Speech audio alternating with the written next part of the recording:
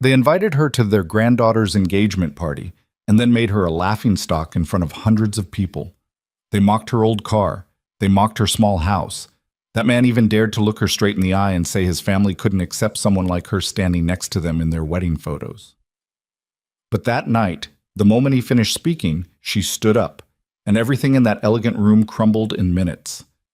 If you haven't subscribed to the channel yet, hit it now. Stories like this will continue. Like and comment the city or country you're watching to let me know how far my story has come. Don't go anywhere. I have replayed that evening 1,000 times in my mind, and every single time I still feel the same sharp thing in my chest. Not quite pain, not quite anger. Something that sits right between the two and refuses to move. It was a Tuesday in late October when Clara called me. My granddaughter.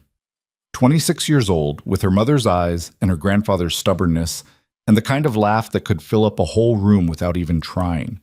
She called me on a Tuesday evening while I was in the kitchen pulling the skin off a rotisserie chicken, and her voice had that particular brightness in it, the kind that a grandmother recognizes immediately as the sound of someone who is either very happy or trying very hard to seem that way. "Gran," she said, "I need to tell you something." I set the chicken down on the counter and wiped my hands on a dish towel. "Tell me." "I'm getting married." I sat down. Not because the news knocked me over. I had suspected something like this was coming. Clara had been different these past few months. Quieter in some ways, louder in others.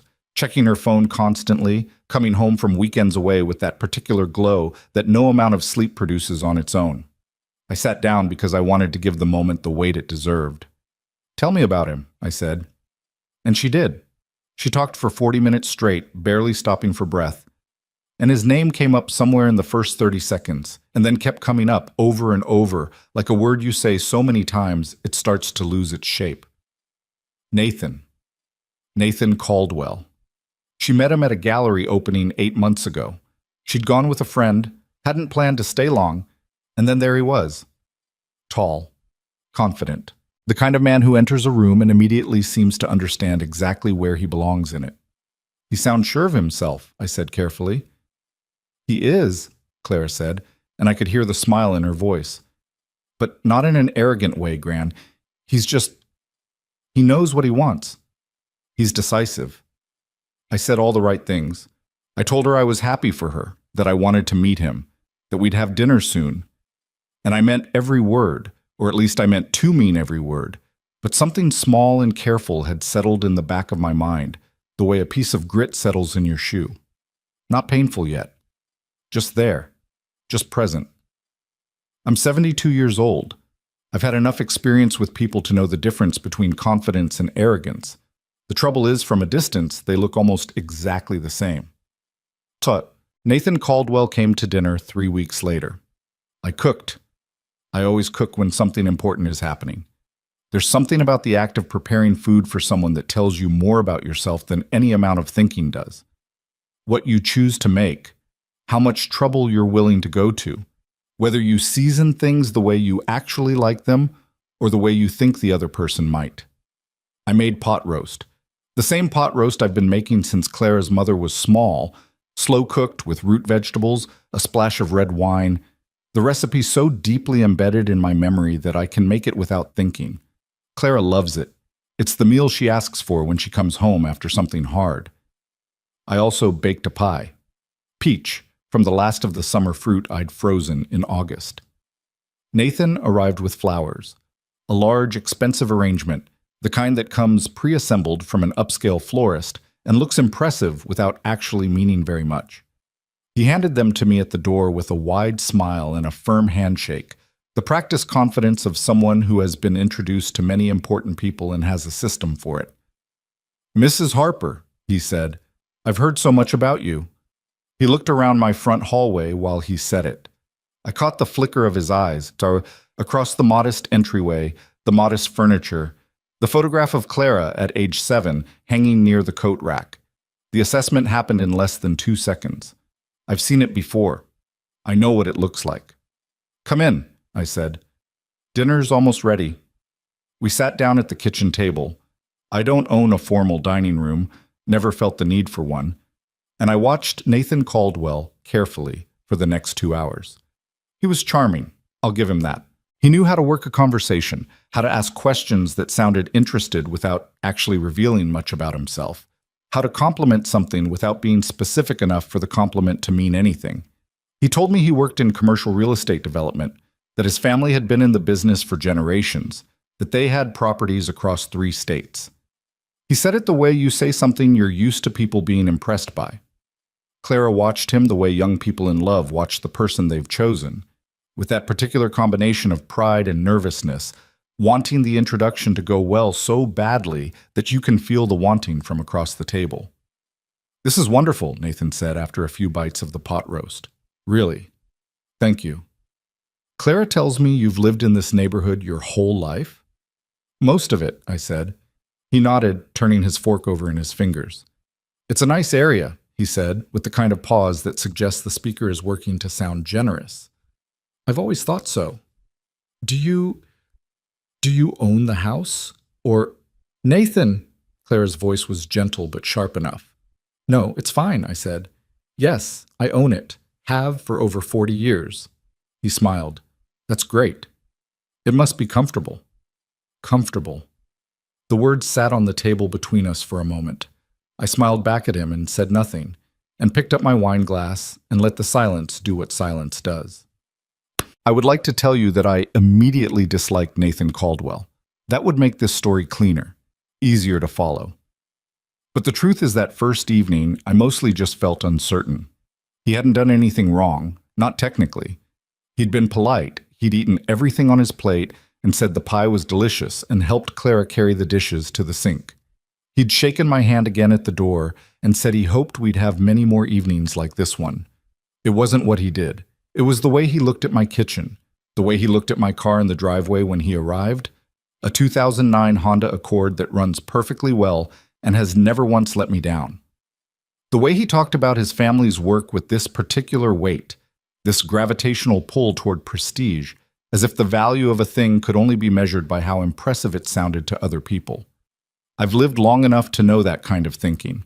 I've watched what it does to families, what it does to marriages, what it does to young women who are full of possibility and don't yet understand that the people asking them to shrink themselves will never stop asking. After they left that night, I sat in my kitchen for a long time with a cup of tea. I thought about Clara's mother, my daughter, Diane, and the years she spent trying to be enough for people who had already decided she wasn't. I thought about all the ways we convince ourselves that the discomfort we feel is our own problem, our own smallness, our own failure to appreciate what we've been given. I made a decision that night, sitting in my kitchen with the dishes done and the house quiet. I wasn't going to interfere. Not yet. Clara was 26. She was intelligent and capable, and she deserved the chance to see things clearly on her own terms. My job was to be present, to be available, to be the person she could come to when she needed to. I told myself that maybe I was wrong, that maybe the discomfort I felt was just the ordinary discomfort of watching someone you love choose a life that will take them in a new direction. I told myself that. I almost believed it. The engagement was official by December. Nathan proposed at a restaurant so expensive that the menu didn't include prices, the kind of restaurant that operates on the assumption that if you need to ask, you can't afford it. Clara sent me a photograph of the ring, a large cushion-cut diamond in a platinum setting, the kind of ring that announces itself before you've finished crossing the room. She looked radiant in the photograph.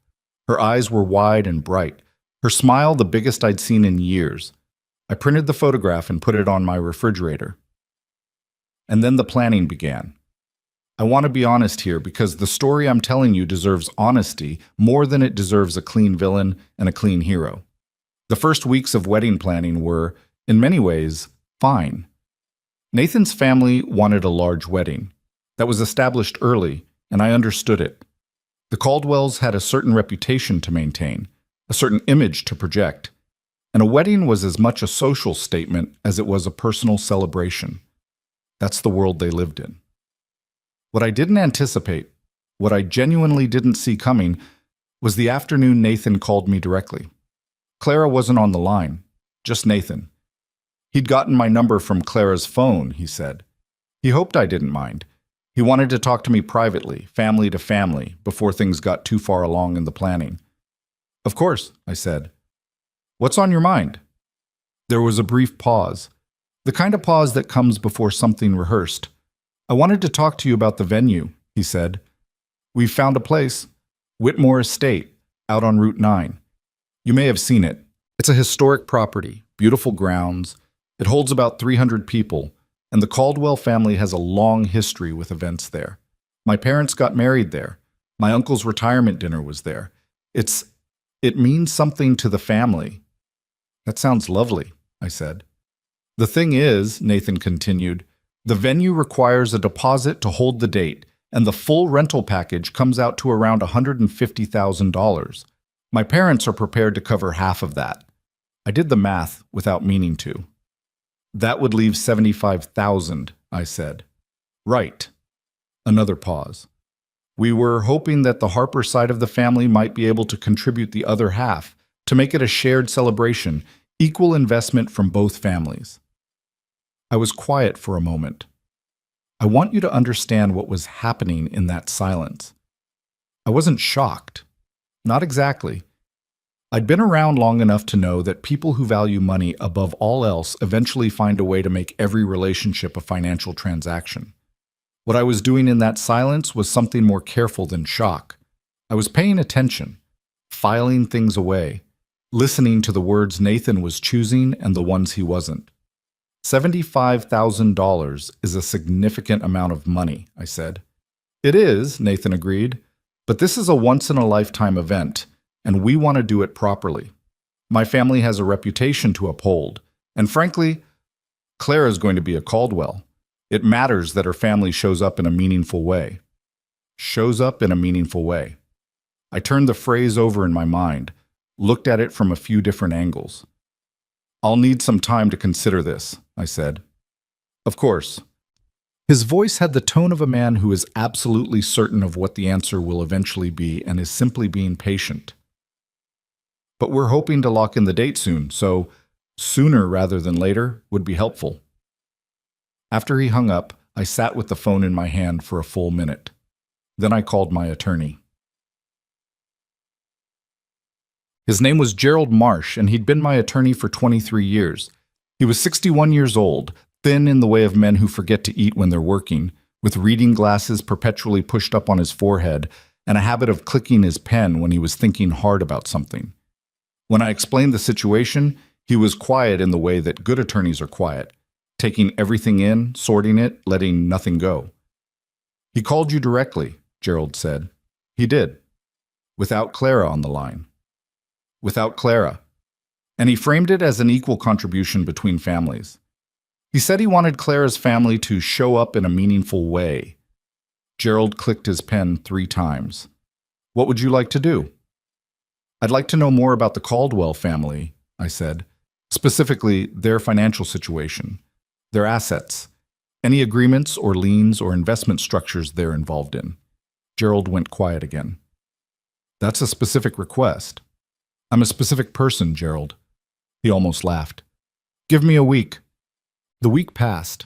Clara called twice, both times bright and eager, talking about colors and flowers, and whether the reception should have a live band or a DJ, whether the cake should be traditional or something more modern. She was deep in it, fully submerged, the way young women in love with weddings go under, not drowning, just completely surrounded. I listened. I asked questions. I said nothing about her future father-in-law's phone call, and nothing about Gerald, and nothing about the careful, patient thing that had begun to move inside me. A kind of reckoning that had been given a direction and was slowly finding its pace. Gerald called me back on a Thursday afternoon. Evelyn, he said, you're going to want to sit down for this one.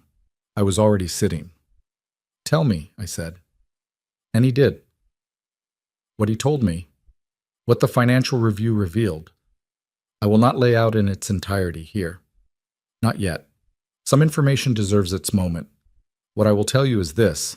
When Gerald finished talking, I sat in the same kitchen where I'd cooked pot roast for Nathan Caldwell 2 months earlier, and I looked at the photograph of Claire on my refrigerator, and I felt something move through me that I hadn't expected. Not triumph, not anger. Something older than both of those. Something that felt like finally. The Caldwell family, with their historic venues and their three-state property portfolio, and the way Nathan's father had nodded at me over dinner like a man approving of adequate but unremarkable furniture. That family had connections they didn't know about, financial threads running through their most valuable assets, agreements signed years ago with holding companies whose names meant nothing to them. Those names meant everything to me, because I chose them. Because I'm the one who built the companies behind those names. I had spent the last 30 years quietly, carefully, deliberately constructing something that most people would never know existed. Not because I was ashamed of it, not because I had anything to hide, but because I had learned, at a cost I don't talk about easily, that when people know what you have, they stop seeing who you are. My granddaughter was being asked to pay a toll to enter a family that was already standing on my foundation. They were breathing my air and calling it their own atmosphere. And Nathan Caldwell had called me, directly, to ask me for money. I put the phone down on the kitchen table. Then I did something I hadn't done in a long time. I laughed. Not the polite kind, not the careful kind. The real kind, from somewhere low in the chest. The kind that comes when the world suddenly shows you its hand and you realize you've been holding better cards all along. Clara's voice came back to me from that first phone call, all those months ago. He knows what he wants, Gran. He's decisive. Yes, I thought. So am I. The thing about keeping a secret for 30 years is that it stops feeling like a secret after a while. It just becomes the shape of your life. The way certain rooms in a house go unused, not because there's anything wrong with them, but because you've simply arranged yourself around them so long that you've forgotten they're there. I had arranged myself around my secret for so long that some days I genuinely forgot about it. I would wake up in the morning, make coffee, water the 3 plants on my kitchen windowsill, drive my 2009 Honda to the grocery store, and move through the whole day as a woman of modest means living a modest life. And it wasn't performance. It wasn't pretending. It was just the life I had chosen, the texture of the days I actually wanted. The money existed in a different compartment, a different world, almost, managed by people I trusted, run through structures I had spent years building carefully, quietly, in the background of everything else. Harper Legacy Holdings was not a name most people in my neighborhood had ever heard. That was intentional. I had worked very hard to make sure of it, but Gerald's phone call on that Thursday afternoon had shifted something, not the secret itself. That was still intact, still safe. What shifted was my relationship to it. For 30 years, I had kept it hidden because I wanted to protect the people I loved from a particular kind of corruption that I had seen money produce in families. I had watched it happen to people I knew. I had watched wealth become a weapon that relatives aimed at each other. I had watched adult children stop visiting their parents and start visiting their parents' estate attorney. I had made a deliberate, considered choice to keep my granddaughter and my daughter and everyone I cared about insulated from that particular poison. What I had not anticipated was that the poison would find its way in through a different door. Nathan Caldwell didn't know about Harper Legacy Holdings, but that almost made it worse. He looked at me. He looked at my house and my car and my simple kitchen table. And he made a calculation.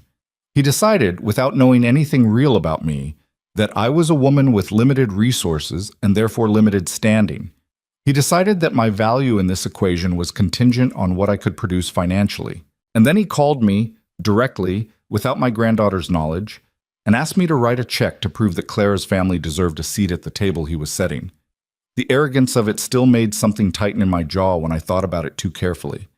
I had spent 30 years protecting Clara from one kind of damage. And here she was, walking directly into another kind, wearing a cushion-cut diamond and a smile that broke my heart a little every time I saw it. I needed to understand exactly what I was dealing with, and Gerald had given me a place to start. His full report came through by the following Monday.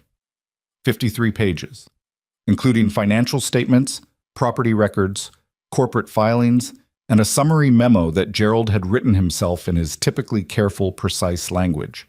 The kind of language that said everything and implied nothing, which was exactly why I'd trusted him for 23 years. I sat at my kitchen table with a cup of coffee that went cold before I'd finished the first 15 pages, and I read every word. The Caldwell family's financial picture was, at first glance, exactly what Nathan had implied: substantial.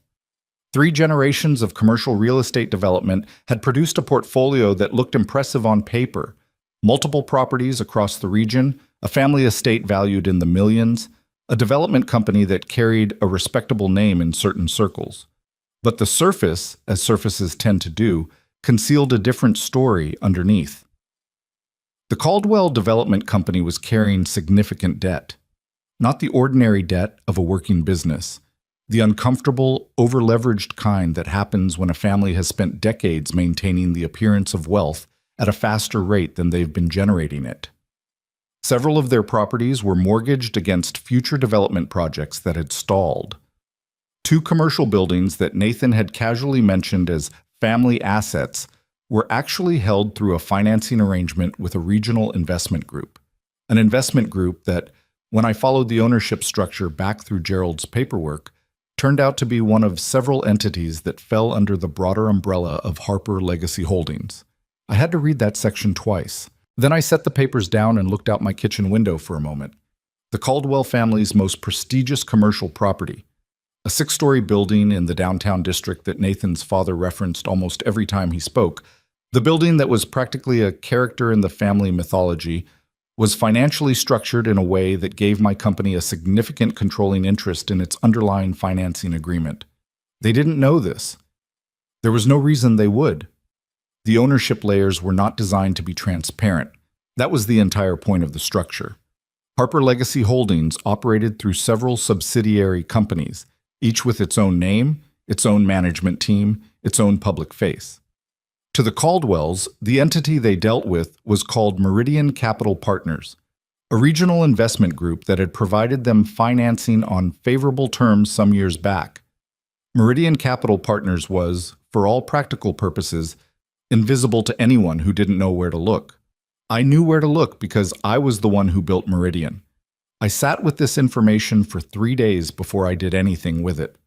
I want to be honest about that. I didn't immediately move into action mode. Didn't immediately start planning my counterstrike. I sat with it, the way you sit with something that's too large to process quickly. I thought about what it meant and what it didn't mean. And I thought about Clara, and I thought about what I actually wanted. What did I want? That question is simpler to ask than to answer when you're 72 years old, and the person you'd do almost anything to protect is in love with the wrong person for reasons that have nothing to do with logic. I didn't want to destroy Nathan Caldwell. I want to be clear about that, even now, even knowing how things eventually went. Destruction was never the point. What I wanted was for my granddaughter to see clearly, to understand what she was walking toward, and to make her choice with both eyes open, not one eye covered by the particular blindness that infatuation produces. But before I could figure out how to give her that, before I could figure out what any of this actually required of me, the situation moved on its own, in a direction I hadn't anticipated. Clara called me on a Wednesday evening, and her voice was different. Not the nervous brightness of the early months. Something flatter, more careful. "Gran," she said. "Can I come over?" "Of course," I said. "I'll put tea on." She arrived 40 minutes later in a coat I recognized from 3 winters ago, her hair pulled back in the kind of hasty way that means you got ready in a hurry and didn't care how it looked. She sat down at my kitchen table and wrapped both hands around the mug I put in front of her and didn't say anything for almost a full minute. I sat across from her and waited. I have learned, over the years, that the most useful thing you can do for someone who is trying to find words is not fill the silence for them. "Nathan's mother called me today," Clara finally said. "Okay." "She called to talk about the wedding, the planning." Clara turned the mug in her hands. "She said she wanted to establish some clarity around the guest list. Who would be sitting where, how the families would be presented. How the families would be presented," I repeated. She used those exact words. Clara looked up at me. She said she wanted to make sure that the Harper families, she said presence, was appropriate to the scale of the event. That they were planning something very significant and they wanted everyone involved to understand the level of formality expected. I kept my face very still. "What else did she say?" Clara looked back down at her mug. "She said that she'd spoken with Nathan and that they were hoping I would talk to you about the contribution. That $75,000. A pause. She said that a family's investment in an event like this reflects their investment in the marriage, and that she hoped you would feel motivated to demonstrate your family's commitment. The kitchen was very quiet. Motivated to demonstrate, I said. Grant, that's what she said? Those words? More or less. Clara's voice had gone very small. I told her I didn't think that was the right way to frame it. And she said she understood that my family had different means and that no one was judging that, but that appearances mattered in their circle and she just wanted to be upfront. I looked at my granddaughter, 26 years old, intelligent, kind, with the whole of her life still unwritten in front of her, and I watched her sitting at my kitchen table trying to find a way to tell me that her future mother-in-law had essentially called us lesser. How did you feel when she said it? I asked. Clara was quiet for a moment. Like I'd done something wrong, she said finally. Like I was apologizing, even though I hadn't said anything yet. Like I needed to fix something. She shook her head. I don't know why I let her make me feel that way. I knew what she was doing, and I still felt it. That's not weakness, I said. That's what happens when someone is very practiced at making other people feel small. You feel it before you understand it. Clara looked at me. Has Nathan said anything to you, directly? I considered my answer carefully. He called me a few weeks ago, I said, about the venue contribution. Her expression shifted. Something surprised moving across it, then something else. He didn't tell me he'd called you. No, I said. He didn't mention that he was going to. The silence that followed that exchange had a particular texture to it. I watched Clara process what I'd just told her, watched her work out the shape of it, the implications. Her fiancé had called her grandmother, directly, without telling her, to discuss money. Her future mother-in-law had called her to deliver a thinly veiled message about social class, and neither of them had thought to consult her first. Clara, I said, what do you know about Nathan's family's finances? She frowned. What do you mean? I mean, do you have a sense of how the family business is actually doing? Not how it looks, how it actually is. She was quiet for a moment. Nathan says they're in a strong position. They've got a lot of properties, a lot of development projects in the pipeline. In the pipeline, I said. That's how he talks about it. She paused. Why are you asking? I reached across the table and put my hand over hers. Because I want you to go into this marriage, if you go into it, with your eyes open. Not just about what they're presenting to you, about what's actually there. Clara looked at me for a long moment. Gran, do you know something? I know a few things, I said. I'm still working out which ones matter and how. She stared at me, and I watched something cross her face that I hadn't seen there before. A small crack in the brightness. Not doubt exactly. More like the first moment of seeing that a thing you'd accepted as solid might have a different texture than you thought. He loves me, she said, but the way she said it was almost a question. I believe he cares about you, I said carefully. That's not the same thing as the question I'm asking. She pulled her hand back, wrapped it around her mug again. You don't like him. I think he's been raised to believe that the value of everything, including people, can be measured in what they cost and what they produce, I said. And I think that's a very specific kind of damage that is very hard to undo in a person. He's not like that with me. He's been on his best behavior with you, I said. That's what courtship is. I'm asking you to think about what it looks like when the best behavior stops being necessary. Clara was quiet for a long time. Outside, the neighbor's dog was barking at something. A car went by on the street. The kitchen light hummed faintly, the way it always did. I love him, Gran. I know you do, sweetheart. So what am I supposed to do with everything you're not saying? I looked at her. This girl, who was somehow also the baby I had rocked at 2 a.m. when her mother was too exhausted to get up again. The child who had sat in this exact kitchen doing homework and eating crackers and asking me questions about everything. What are stars made of? Why do people get mean when they're scared? Do you think love lasts forever? or does it change into something else? I'm not telling you what to do, I said. I'm telling you to pay attention to what you see, not just what you're being shown. She left an hour later. I stood in the doorway and watched her taillights disappear down the street, and then I went back inside and I picked up my phone and I called Gerald. The timeline has changed, I told him. I need you to prepare some things. What happened over the following 6 weeks is the part of this story I have gone over more times than I can count, trying to identify the moments where things might have gone differently. Not because I regret what ultimately happened, I don't, but because when something significant unfolds in your life, you tend to search its architecture afterward for all the load-bearing points, the places where the weight was resting. The first thing was the dinner. Nathan's parents, Richard and Margaret Caldwell, invited me to their home. A formal dinner, the kind with multiple courses and the right silverware for each one, and a dining room that could seat 20 but was being used for 5. Clara was there, Nathan was there, and me, in the dress I wore to my own daughter's college graduation 28 years ago, which still fit and which I chose deliberately because it is a good dress that I love and I refuse to be embarrassed by things I love. The Caldwell house was everything you'd expect from a family that had built their identity on the appearance of wealth. Large rooms with high ceilings and expensive furniture that was selected to impress rather than to be comfortable in. Artwork on the walls that had probably been chosen by a decorator. A kitchen that looked like it had barely been used. The kind of home that is designed for other people to see, not for a family to actually live in. Richard Caldwell met me at the door with a handshake that was fractionally too firm, the grip of a man who uses physical pressure as a social signal. He was in his early 70s, silver-haired, with the particular bearing of someone who has been told he's distinguished so many times that he has started to believe the posture is the substance. "Evelyn," he said, "wonderful that you could join us."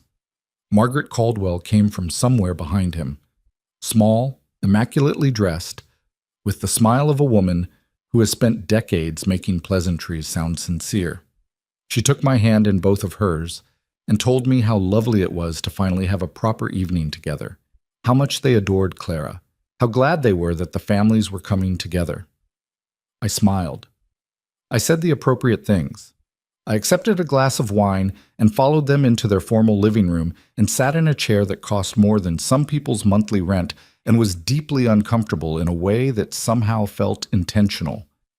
Clara was already there, perched on the edge of a sofa next to Nathan, her posture slightly stiff in the way that told me she was working hard at being comfortable. Nathan had his arm around her, and he smiled at me when I came in. The same wide, practiced smile he'd had from the beginning. "Evelyn," he said, "I'm glad you're here." "Thank you for the invitation," I said. What followed was 45 minutes of conversation before dinner that I can only describe as a performance. Richard and Margaret were polished at it. They could talk for extended periods of time while communicating almost nothing real, moving smoothly from topic to topic in a way that somehow always circled back to things that illustrated the family's standing. A property they'd recently toured, a charity gala they'd attended. The renovation they were planning for the east wing of the house. East wing. As if it were a country estate rather than an oversized suburban home. I listened. I contributed where appropriate. I asked questions that seemed interested without revealing what I was actually interested in. And I watched Nathan watch me, the small recalibrations he made when I said something that didn't fit the box he'd put me in, the flickers of something almost like curiosity that he suppressed before they could become anything. Dinner was served by a woman named Claudia, who moved through the dining room with the efficient invisibility of someone practiced at not being acknowledged. Margaret spoke to her once, briefly, without making eye contact. I caught Claudia's eye as she placed a bowl in front of me and smiled at her, and she smiled back. A real one, brief and genuine, and then she went back to being invisible. It was somewhere between the soup course and the main that Richard shifted the conversation. "We've been thinking a great deal about the venue," he said, settling back in his chair with the ease of a man approaching a topic he's already decided. "Whitmore Estate, as Nathan probably mentioned. It's been important to our family for a long time." "He mentioned it," I said. 150 guests minimum to fill it properly," Richard continued. "And of course, the Caldwell side will be bringing close to 200. So we want to make sure the overall presentation is cohesive. Cohesive, I said. The right level, Margaret offered, and she smiled pleasantly. We want both families represented beautifully. We were hoping, Richard said, that the matter of the contribution had been discussed between you and Nathan. It has, I said. And? He said it easily, but there was something under the easiness. I told Nathan I'd need time to consider it, I said. Richard's expression shifted in a way that was very subtle and very clear at the same time. The expression of a man who had expected a different answer and was recalibrating. Of course, he said. We just want to make sure there's enough lid time to confirm the booking. These venues go quickly. I understand, I said. It's a significant investment, Margaret said. But it's a significant occasion, and naturally, when both families are equally invested, she paused. It says something about the commitment. I took a sip of wine. Margaret, I said, can I ask you something directly? She looked slightly surprised, but maintained her smile. Of course. If Claire's family couldn't contribute to the venue, if the financial piece wasn't possible, would that change how you view this marriage? The table went quiet. Nathan's jaw tightened almost imperceptibly. Clara looked at her plate. Margaret laughed lightly. Oh, of course not. It's not about that. Then what is it about? I asked. The question was mild, genuinely curious in tone. It's about both families showing up, Richard said. Participating, you know. I do know, I said. And I smiled, and I picked up my fork, and I moved the conversation onto something else. But I had heard what I needed to hear, not in what they said, but in the half second before they said it. That pause, that recalibration. The way neither of them answered immediately, the way they reached for the kind answer instead of the true one. If the money disappeared, so would the welcome. I knew it as certainly as I knew anything. The weeks that followed were, on the surface, ordinary. I went to my book club on Tuesdays. I had lunch with my friend Patricia on alternate Thursdays. I tended my small garden, which was going mostly dormant for the winter, and I watered my kitchen plants, and I drove my Honda to the grocery store and the pharmacy and the library. Underneath the surface, Gerald and I were working. I'm not going to pretend that what we were doing was purely defensive. I had spent a long time telling myself that my role in this situation was simply to be present, to be available, to let Clara find her own way. And I still believed that. I still believe it now. But I had also spent 30 years in business, and the part of me that had spent those 30 years in business was looking at the Caldwell situation with a different set of eyes. What Gerald and I were doing was legal. Completely, meticulously legal. We were simply reviewing the existing agreements between Meridian Capital Partners, my company, operating under that name, and the entities associated with the Caldwell family's real estate holdings. We were examining whether those agreements had been honored, whether the reporting requirements had been met, whether certain clauses that had been dormant for years might now warrant attention. And what we found, the more carefully we looked, was a pattern. It wasn't dramatic, individually. A late filing here, a reporting gap there, a property improvement that had been financed through the agreement in a way that technically required pre-approval, approval that had never been formally sought. Small things, most of them. The kind of small things that accumulate quietly over years until they become something that isn't small at all. None of this is accidental, Gerald told me one afternoon, sitting across from me at my kitchen table with his reading glasses pushed up on his forehead. This is a family that has been operating on the assumption that the people they deal with either won't notice or won't push back. And have they been right? I asked. Until now, he said. I thought about Richard Caldwell's hand on my arm as he walked me to the door after dinner, firm, proprietary, the hand of a man who had never seriously considered that the woman he was steering might be the one who actually owned the path. What are our options? I asked. Gerald clicked his pen. Full enforcement of the existing agreements would put the Caldwells in a complicated position. Not catastrophic, but complicated. Enough that some of those assets they've been presenting as solid would need to be reclassified. And if we just flag the discrepancies formally, Then they'd know we were paying attention, Gerald said, and they'd have to respond. I looked out the kitchen window. The light was doing that particular winter thing where it comes in low and sharp and makes everything look more defined than usual, more itself. I don't want to move yet, I said. There's still something I need to understand. What's that? I need to understand whether Nathan knows, I said. Whether he's aware of the state of the family's finances and is deliberately misrepresenting it to Clara, or whether he genuinely believes the story he's telling. Gerald considered this. Does it change what you do? It changes what I think of him, I said, which isn't the same thing as changing what I do. But I want to know. What I didn't tell Gerald, what I barely admitted to myself, was that there was a part of me still hoping I was wrong. Not about the finances, not about Richard and Margaret and their careful social arithmetic, but about Nathan himself. About whether the young man Clara looked at with all that brightness was a predator who'd set a trap or just a person who'd been raised badly and hadn't yet faced a genuine consequence. I needed to see him one more time before I could answer that. The opportunity came sooner than I expected, and in a way I hadn't planned for. Nathan called me again. A Saturday morning, early enough that I was still in my robe with my first cup of coffee. I almost didn't answer, but something made me pick up. Evelyn, he said, I'm glad I caught you. Nathan, I said, I wanted to follow up. About the venue conversation, I know I put you on the spot a bit, and I didn't mean for it to feel that way. His voice was smooth, the practiced apology of someone who is not actually apologizing, but has learned the cadence of it. We're running out of time on the date, and I need to give Whitmore an answer by end of the month. I understand, I said. So I guess I'm asking, where are you at on it? I stood in my kitchen in my robe, holding my coffee, looking at the photograph of Clara on my refrigerator, and I made a decision. Nathan, I said, let me ask you something. Sure. If Clara came from a family with no money at all, if she had nothing, if her grandmother couldn't contribute anything, if the Harper side showed up to this wedding in borrowed clothes, would you still be marrying her? A beat of silence. Then, of course, I love Clara. Without hesitation? Another beat, half a second longer than the last one. Yes, he said.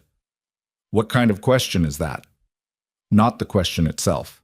The pause before it, half a second, which is not very long at all, and is also, in certain moments, a very long time. It's the only question that matters, I said. I'll be in touch about the venue. I hung up. I stood there for a moment with the phone in my hand. That pause. Half a second. No more than that. But I had been in enough negotiations over 30 years to know what a person sounds like when they are calculating an answer rather than knowing it. The half second was not uncertainty. The half second was arithmetic. I put my phone down on the counter. Then I picked up my coffee, took a long sip, set the mug down carefully. And I said, to no one in particular, in my empty kitchen on a Saturday morning, very quietly, all right then. The engagement dinner that Richard and Margaret had been planning for nearly 2 months, the big formal affair, the one meant to officially introduce the families to the Caldwells' extended social circle, was scheduled for 3 weeks from that Saturday. I had 3 weeks. Gerald and I had been patient. We had been careful. We had done our homework in the methodical, thorough way that I had always done homework. Because the most important moves in any situation are not the ones you make in anger or urgency, but the ones you make after you fully understand the board. I understood the board now. I picked up my phone again and called Gerald. It's time, I said when he answered. I want everything prepared before the dinner. Gerald was quiet for a moment. Then, in his careful attorney's voice, all of it? All of it, I said. You understand what that means for the Caldwells. I understand what it means for my granddaughter, I said. That's the only thing I'm tracking. He was quiet again. Then, I'll have everything ready. I thanked him and hung up, and I stood in my kitchen for a moment with the winter light coming through the window at that low, sharp angle, and I thought about the 30 years of quiet building that had led to this particular Saturday morning, this particular phone call, this particular decision. I had never built anything to use as a weapon. That had never been the intention. I had built because building was what I knew how to do. because creating something real and lasting in the world was a thing worth doing regardless of who ever knew about it. But there are moments in life when what you have built stops being only what it was intended for and becomes also a form of protection. When the thing you made in private becomes the thing that stands between someone you love and a world that has decided to take advantage of them. My granddaughter was about to walk into a room full of people who believed they were superior to her because of what their name was connected to and what their accounts suggested on paper. None of them knew what my name was connected to. They were about to find out. The 3 weeks between that Saturday morning phone call and the engagement dinner were the quietest 3 weeks I had experienced in a long time. Not peaceful. There is a difference between quiet and peaceful that people don't always appreciate until they've lived through both. Peaceful is when nothing is moving. Quiet is when everything is moving beneath the surface, and the surface just hasn't broken yet. Gerald and I spoke every 2 or 3 days. Short calls, mostly. He would update me on the documentation he was assembling, and I would ask clarifying questions, and we would confirm the next step. And then we would hang up, and I would go back to my ordinary days. The book club, the garden, the grocery store, the kitchen plants, and carry the weight of what was coming in the private way I had always carried things. Clara called twice during those 3 weeks. The first time was brief. She was checking in, she said, her voice doing that careful balancing act between normal and not quite normal, that told me she was still turning over the things we'd discussed at my kitchen table. She didn't bring any of it up directly. We talked about a movie she'd seen, about whether I needed anything from the farmer's market, about a sweater she'd found that reminded her of one I used to own. Ordinary things. The kind of conversation that is really about something else entirely. The second call was harder. She called on a Thursday evening, and I could hear it immediately. That particular tight quality in someone's voice when they've been holding something in all day, and the effort of it is starting to show. "Gran," she said, "Nathan and I had a fight." I sat down. "Tell me." "It was about the wedding," she said. "About the venue. About the money." She exhaled. Not quite a sigh. Something more ragged than that. "He said his parents were frustrated. That it looked bad, my family not contributing, that it made him look like he was marrying someone who didn't have the same—" She stopped. "The same what?" I asked, very quietly. "He didn't finish the sentence," Clara said. He stopped himself. But I heard where it was going, Gran. I heard it. I said nothing. Sometimes the most important thing you can offer someone is the space to finish their own thought. "And then he said he was sorry," she continued. "He said he didn't mean it the way it came out, that he was stressed about the planning, about his parents, that he loved me and none of the rest of it mattered." She paused. "He said it the right way. He always says things the right way afterward. Does that make the original thing disappear?" I asked. Silence on the line. "No," she said finally, "it doesn't."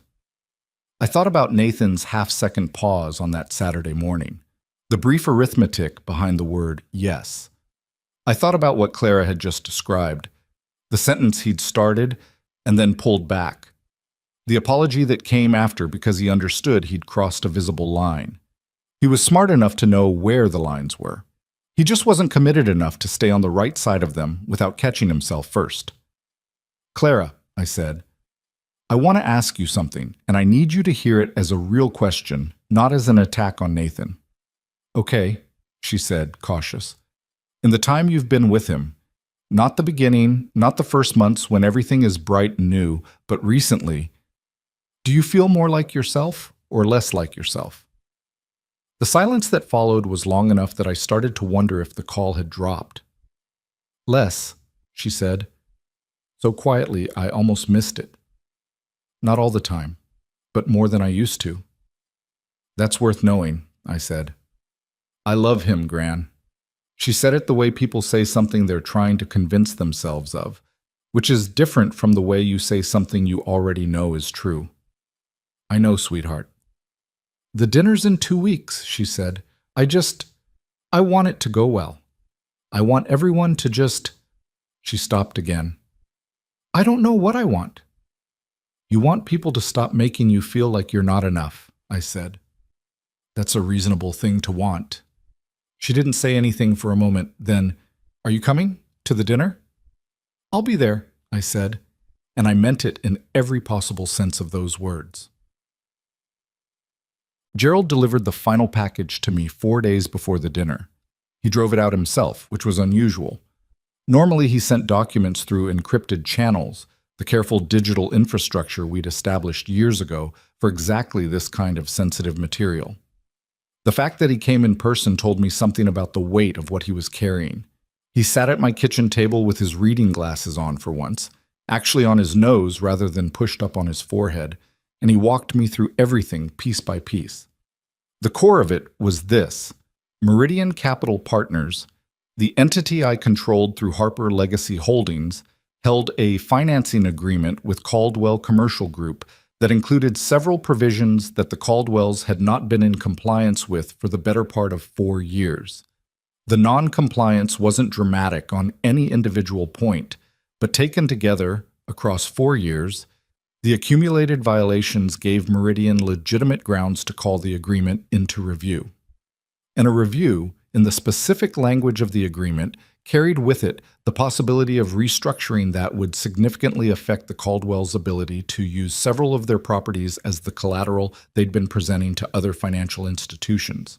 In plain language, the financial foundation that Richard and Margaret Caldwell had been standing on, the one that supported their reputation and their social position and their certainty that they were a family of standing, a meaningful portion of it ran through me. "They'll want to negotiate," Gerald said, "once they understand the situation." "I know," I said. "It could get ugly." "I know that too." He looked at me over his reading glasses. "Evelyn, are you sure about the timing? Doing this at the dinner?" "I'm not doing anything at the dinner," I said. I'm attending a dinner. What happens there will depend entirely on how they choose to behave." Gerald was quiet for a moment in the way that meant he understood exactly what I meant and was deciding whether to push back on it. He decided not to. 23 years of working together had given us both a clear picture of where each other's limits were. "I'll have everything in a document format that can be shared cleanly," he said, "if you need it." "Thank you, Gerald." He gathered his papers. At the door, he paused and looked at me with the expression he sometimes got, the one that was professional concern shading into something more personal. "She's lucky to have you," he said. "She'd probably tell you I'm a lot of trouble," I said. He almost smiled.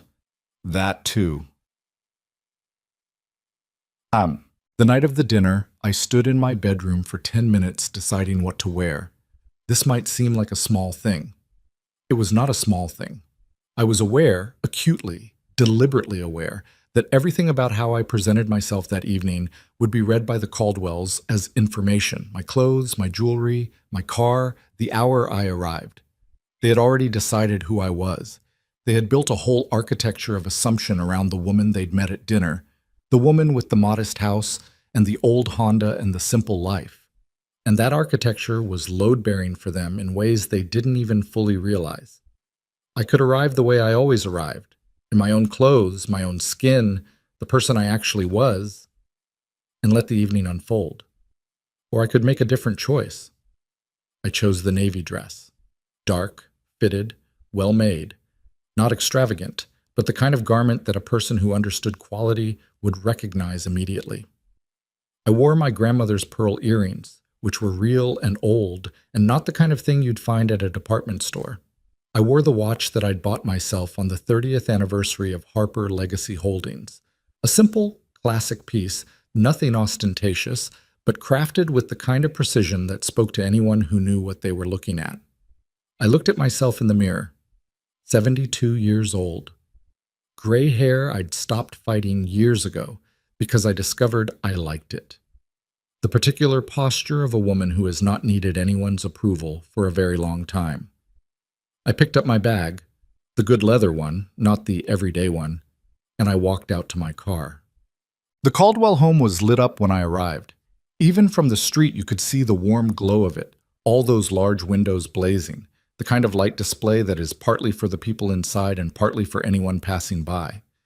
There were already several cars in the long driveway, expensive ones, the kind that announced themselves by make and model to anyone who cared about such things.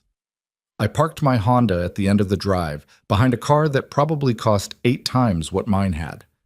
I sat in it for a moment with the engine off, my hands in my lap, and I did what I always do before walking into something that matters.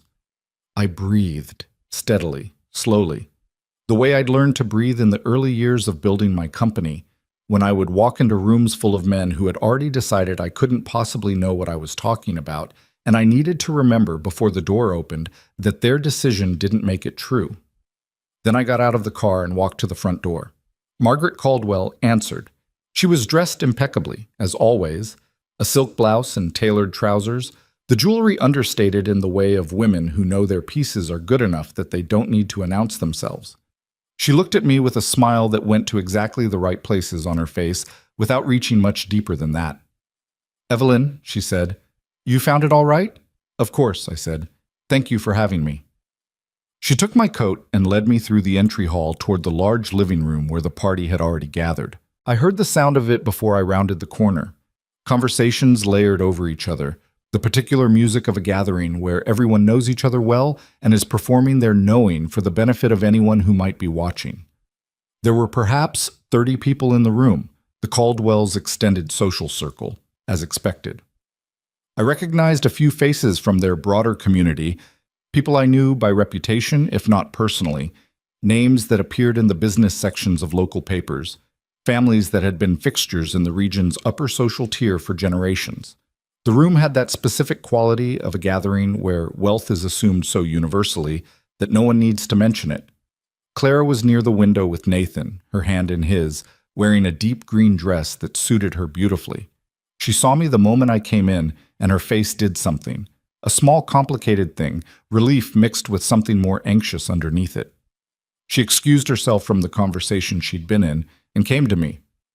"Gran," she said, and hugged me in the way she'd been hugging me since she was small, full and real, not the social kind. "You look beautiful," I told her. "You do too," she said, and pulled back to look at me with something slightly surprised in her eyes. "That dress—" "Old Faithful," I said. She almost laughed. "Come on, Nathan wants to introduce you to some people." The next hour was a kind of theater that I had enough experience with to navigate without effort. Nathan introduced me to his parents' friends, people with titles and affiliations and investment portfolios, people who shook my hand and made the same half-second calculation that Nathan had made the first time, who filed me under modest grandmother and moved their attention along. I smiled and asked questions and said the kinds of things that people say at these gatherings, and I watched and I listened. Richard Caldwell held court near the fireplace. He was in his element here, surrounded by people who deferred to him, who laughed at the right moments and nodded at the right moments, who treated him with the particular regard that comes not from genuine respect, but from proximity to money and the social security that money represents. He was funny, even. Charming, in the broad, practiced way of a man who has been the center of his particular social universe for so long that the performance has become natural. He barely acknowledged me when Nathan brought me over. A nod, a brief word, and then his attention slid back to the man he'd been speaking with, the conversation resuming as if there hadn't been an interruption at all.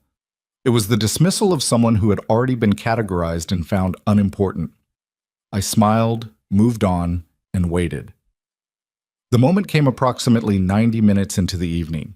I had been half expecting it to come from Nathan or from Richard, but it came from somewhere else, from a woman named Sylvia, a longtime friend of Margaret's, who had perhaps had one more glass of wine than was advisable, and who possessed the particular fearlessness of someone who has never faced a real consequence for what she says in social settings. Sylvia was perhaps 65, blonde in the way that requires significant professional maintenance, with the kind of confidence that comes from spending your whole life in rooms where everyone already knows your family name. She had been pleasant enough earlier in the evening, but later, gathered with a small cluster of guests near the dining room doorway, she said something that traveled.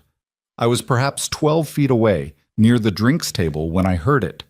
I heard it clearly because the particular cluster of conversations in the room had shifted, created a brief acoustic window, and her voice was not quiet. "The grandmother drove herself," she said, in the tone of someone sharing something mildly amusing. In that little Honda. I saw it in the driveway. Margaret says she's perfectly sweet, but a small pause. Nathan was saying the family can't really pull together a meaningful contribution to the wedding costs, which is, it is what it is. Clara's lovely, but you do wonder whether she didn't finish the sentence. She didn't have to. The two women she was speaking to made small sounds of understanding that required no words, and the cluster shifted slightly, closed in, moved the conversation somewhere more private. I stood at the drinks table with a glass of sparkling water, and I felt, for the first time that evening, the thing I had been keeping carefully contained since Nathan's very first dinner in my kitchen. A clean, cold anger that started somewhere in my sternum and radiated outward. Not at Sylvia, exactly. Sylvia was just the instrument. The anger was at the entire structure she represented. The whole elaborate social architecture built on the assumption that a person's worth could be totaled up from the make of their car and the size of their house and the number their family could write on a check. The assumption that dignity was something you could buy, that respect was a financial product, that a woman who had built more in her lifetime than everyone in that room combined was worth less because she'd chosen not to display it. I set down my glass very carefully. Then I heard it escalate in a way I hadn't anticipated. Richard Caldwell had moved closer to the cluster around Sylvia, and he was talking, not loudly, but with the ease of a man in his own home who doesn't feel the need to moderate volume. He was saying something about the wedding plans, about the venue, and then he said, with that same smooth charm he carried everywhere, "We're absorbing most of it naturally. It's a matter of, well, some families are equipped for this kind of event and some aren't. We don't hold it against them. Clara's a wonderful girl." Some families are equipped. I looked at Clara across the room. She was in conversation with one of Nathan's cousins, smiling at something that was being said, and I couldn't tell from her expression whether she'd heard. I hoped she hadn't. I also knew that whether she'd heard this specific sentence or not, she'd been hearing versions of it for months. In the slight pauses before Margaret answered her questions, in the way Nathan's friends talked around her rather than to her, in the careful social geometry of every room the Caldwells had arranged around her, where she was always adjacent to the center but never quite in it. Nathan was nearby. He heard his father's comment. I watched him, this young man my granddaughter loved, with his practiced confidence and his wide smile, and I watched him do nothing. He glanced briefly in the direction of his father's voice. His expression shifted in a way so minute that you would have to be watching very carefully to catch it. And then he turned back to his own conversation. He heard it. He said nothing. That was the moment I understood something I'd been uncertain about since the beginning. Nathan wasn't cruel in the way his parents were cruel. He didn't manufacture the contempt. It wasn't native to him the way it was to Richard, that bone-deep certainty of superiority. But he permitted it. He moved through the architecture of it without dismantling anything. He chose the comfort of silence over the discomfort of standing in front of something and saying, "That's not acceptable." That choice is its own kind of cruelty. It just wears a gentler face. I crossed the room. I did it the way I have always moved through rooms where I was being underestimated, without hurry, without announcement, just steadily, purposefully, the way you move when you have decided what you're going to do. I stopped near Richard, who was still talking, and I waited for a pause in his conversation. He noticed me after a moment. His expression did the thing it always did with me, the brief adjustment toward courtesy that a man makes when someone unimportant requires his attention. "Evelyn," he said, "are you enjoying yourself?" "Very much," I said. "Richard, I'd like to speak with you and Margaret, privately, if you don't mind, before dinner." He looked faintly surprised. "Something wrong?" "Not at all," I said. "There's just some business I've been meaning to discuss, and this seems like a reasonable time." Business. The word landed differently than wedding or Clara would have. I watched his eyes sharpen slightly, the social charm layer thinning just a little to reveal the businessmen underneath. "Of course," he said. "Let me find Margaret." We convened in Richard's study, a room lined with bookshelves that contained books that looked as though they had never been opened, a large mahogany desk, 2 leather chairs facing it, a framed portrait of someone presumably important in the Caldwell family history. Richard took the chair behind the desk, which was a choice. Margaret sat in one of the two chairs facing it. I sat in the other. On my way through the party, I had caught Gerald's eye. He was there at my invitation, introduced as a family friend, which he was, among other things, and he had nodded once and moved quietly toward the study hallway. "So," Richard said, settling into his chair with the ease of a man in his own domain, "what's this about?" I reached into my bag and produced a document. One document, a summary memo, cleanly formatted, the kind of thing Gerald could prepare in his sleep. I set it on the desk in front of Richard. "I wanted to make sure you had the chance to review this before we went any further with wedding plans," I said. "Since we're talking about families coming together, it seemed like the right time." Richard picked up the document. Margaret leaned slightly to read it from her chair. I watched Richard's face as he read. The first page was an overview. The Meridian Capital Partners Agreement with Caldwell Commercial Group. A brief summary of the financing arrangement, the properties involved, the key terms.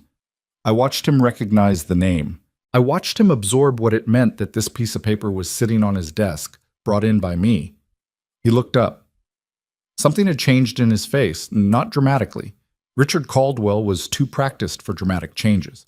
But the social ease had shifted. The warmth had cooled. "What is this?" he said. His voice was still level, but the question had a different quality to it than his questions normally did. "It's an overview of an existing agreement," I said, "between an entity I control and your family's commercial group." "You control—" He stopped, looked at the document again. "Meridian Capital is a subsidiary of Harper Legacy Holdings," I said, "which I founded in 1994. Margaret made a small sound. Not a word, just a sound. "Harper Legacy Holdings," Richard said slowly, as if saying it carefully might change what it meant. "The agreement has been in place for 9 years," I said. "There are some compliance matters that have been outstanding for the last 4, which my attorneys have been reviewing. I wanted to make sure you were aware before anything else moved forward." Richard set the document on his desk. He looked at me, really looked at me, maybe for the first time since I'd walked into his home. And I could see him recalculating, rebuilding the picture from the ground up, the modest house, the old car, the woman who couldn't contribute to the wedding. "Evelyn," he said, and there was something different in the way he said my name now, something that hadn't been there before, a carefulness, a consideration. "I'm not here to cause problems, Richard," I said, which was true in the most precise sense of those words. I hadn't caused any problems. The Caldwells had built the problems themselves, over 4 years, through the accumulated casual assumption that no one would ever look closely enough to notice. I just believe that when two families are considering something permanent, both families deserve to see the full picture. Margaret's hands were in her lap, very still. "How significant?" Richard started. "Gerald," I said, without turning around. Gerald had appeared in the doorway. He came in, placed a second document on the desk, the fuller one, the 53 pages with the financial analysis and the compliance review and the summary of what a restructuring might look like, and stepped back. Richard stared at the stack of papers. He didn't pick it up immediately. I watched something work through him. Anger, I thought, trying to find a direction. The problem with the anger was that it didn't have anywhere clean to land. The agreement was real. The compliance issues were real. My company was real. The foundation of the building they'd been standing on was real, and it had my name on it, and none of that was anything I had manufactured or manipulated. It had simply always been true. "You could have said something," Richard said. There was an edge in his voice now. "From the beginning. When you first decided what kind of woman I was before I'd finished saying hello," I said. Not sharply, just clearly. "Yes, I could have." He didn't respond to that. "I want to be very clear about something," I said. "My decisions regarding the Meridian Agreement are completely separate from Clara and Nathan's relationship. Whatever happens between those two is between them, and I have no interest in using a business matter as leverage in a personal one." I paused. "But I do think that the conversation you and Nathan have been having about this family's financial standing, about what Clara's family can and cannot contribute, about what is and isn't appropriate for people of different means, I think that conversation deserves some context. Richard was looking at the stack of papers. We weren't trying to, Margaret started. I know what you were trying to do, I said, and I said it gently because I meant it gently. You were trying to establish where things stood, who had the standing, who got to set the terms. I understand that impulse. I've been in enough rooms full of people doing that exact thing to recognize it instantly. Margaret was quiet. What I need you to understand, I said, is that the terms in those rooms were never actually set by the people who thought they were setting them, not the rooms I was in. I looked at Richard. And not this one. Richard Caldwell, for the first time since I had known him, had nothing to say. I stood up. Take your time with those documents, I said. Gerald will answer any questions you have about the specifics. I'm going to go find my granddaughter. I walked out of the study. In the hallway, I stopped for just a moment. Breathed. The sounds of the party were still coming from the front of the house. Conversation, glasses, someone laughing at something. My hands were steady. I noticed that. I'd been in harder rooms than that one and walked out with my hands steady. But it still meant something to me, every time. The particular satisfaction of knowing your own nerve. I straightened my jacket. Then I walked back toward the light and the noise of the party. Clara was where I'd left her, near the window. She saw me coming and her expression shifted, reading something in my face, something she couldn't quite identify but could feel. Gran, she said quietly as I reached her, what was that? I saw you go with Richard and... We had a conversation that needed to happen, I said. About what? I looked at my granddaughter, the green dress, the diamond ring, the brightness in her eyes that had gone slightly uncertain these past weeks, like a light with a loose connection. About who we are, I said, and who they thought we were. Before she could respond, Nathan appeared at her side. He'd been watching from across the room. I'd felt his attention on me the whole time I'd been moving through the party, and now his expression carried something I hadn't seen there before. Not the smooth confidence, something with more edge to it. Evelyn, he said, can I ask what's going on? I looked at him, this young man who had paused for half a second before answering a question that should have had no pause in it at all. Your father will explain, I said. I imagine he'll want to talk to you tonight. Nathan's jaw tightened slightly. What did you say to him? The truth, I said, which I've found tends to need saying only once. Clara was watching both of us with the particular expression of someone who understands that they're standing in the middle of something large without yet having the full shape of it. I turned to her and I said quietly, just for her, whatever happens next, I need you to know that you have never, not for a single day of your life, been anything less than everything. Not to me, not to anyone whose opinion of you is worth having. She looked at me. Her eyes went bright and complicated in the way that eyes do when a person is working very hard not to cry in public. Gran, we'll talk, I said. Later, tonight or tomorrow.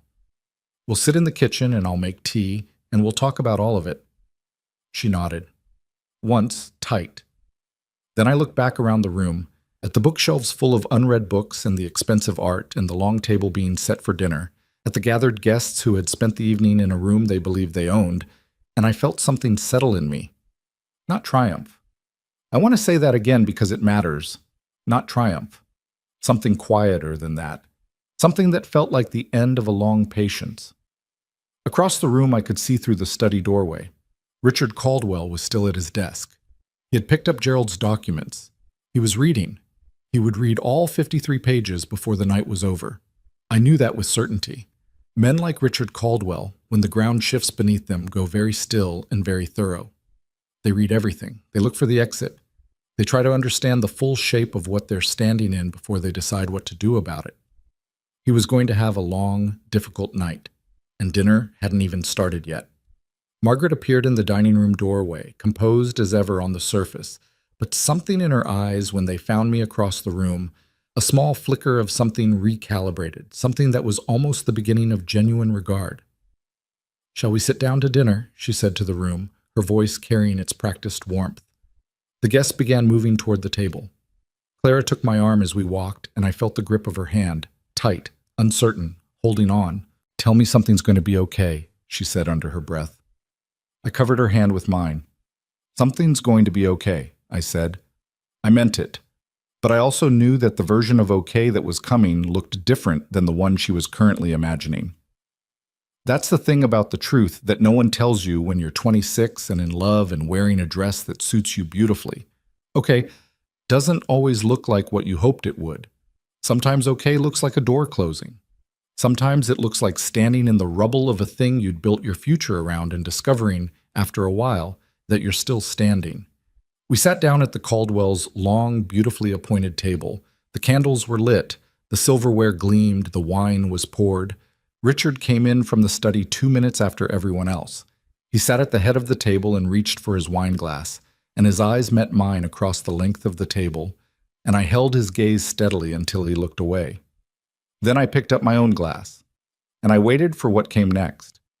Dinner at the Caldwell table that night was the longest meal I have ever sat through in my life, and I once spent 4 hours in a negotiation where neither side was willing to move, and the sandwiches ran out after the first 40 minutes.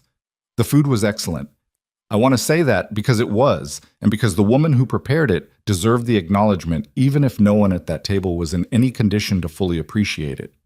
3 courses, beautifully executed, the kind of meal that takes most of a day to put together properly. Someone had worked very hard on it, and it arrived and was eaten and taken away again in an atmosphere so quietly charged that I could feel it against my skin, the way you feel the pressure change before a storm. Richard had come to the table altered. Not visibly, not in any way that the 30 guests around him would have identified as significant. His posture was the same. His voice when he spoke to those nearest him had the same cadence. He reached for his wine with the same ease. But I was watching him the way I had learned to watch people in rooms where something real was at stake. And what I saw was a man who was running 2 parallel processes simultaneously. One was the dinner, the social performance, the host, the patriarch, the man his guests expected. The other was something happening behind his eyes. A constant, rapid calculation, a restructuring of the landscape. He caught my eye twice during the first course. Both times he looked away first. Margaret was more controlled, which surprised me slightly. I had expected the reverse. She moved through the meal with a serenity that was either genuine composure or the particular performance of a woman who has spent decades managing her face in public and can do it on pure muscle memory, even when the ground is moving beneath her. She asked questions of the guests around her. She laughed at appropriate moments. Her hands, when I caught a glimpse of them around her silverware, were perfectly still. But she didn't look at Clara once during the entire first course. I noticed because I was watching for it, the way a person who's been recalibrating avoids the thing that caused the recalibration.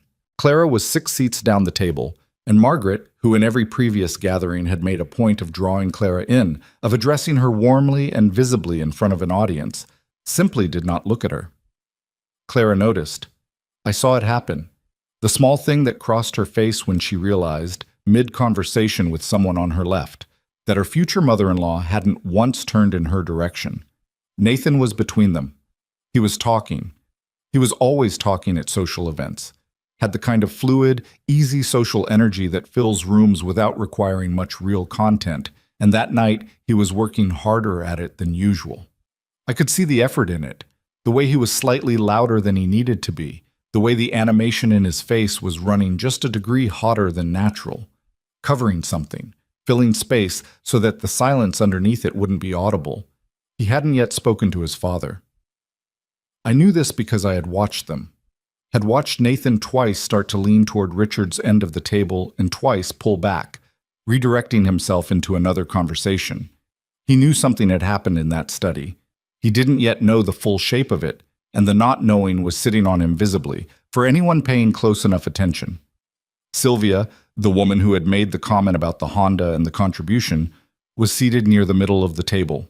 She was talking with the same ease as before, unaware or unbothered, it was hard to tell which, that anything had shifted. The world she existed in was, for the moment, still the same world it had always been for her. She had said what she'd said, and the room had received it the way it always received such things from her, and no one had corrected her, and so it was filed as acceptable and forgotten.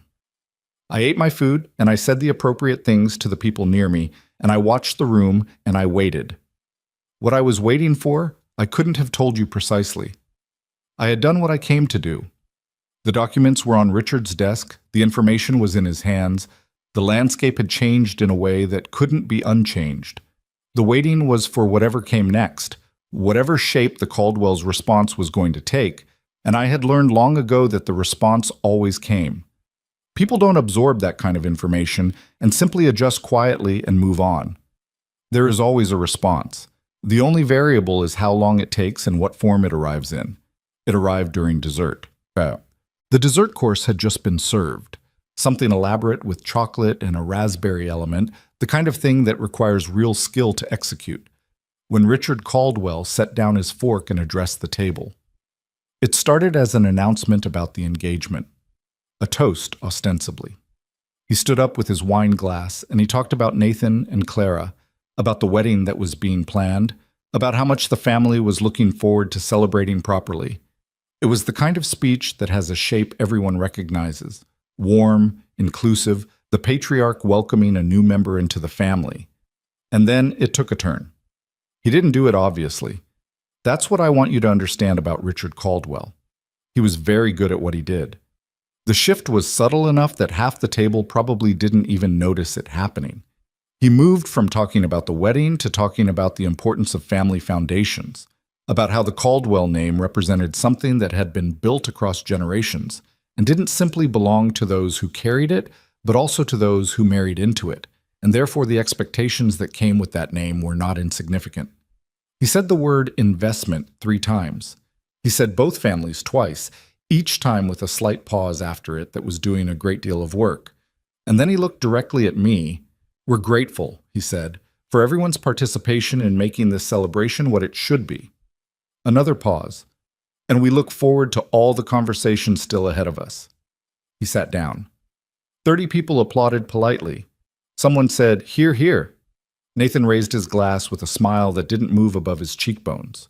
Clara had her hands in her lap, and I could see from where I was sitting that she was pressing them flat against her thighs, the thing she'd done since childhood when she was trying very hard to keep her composure. And I understood what Richard had just done.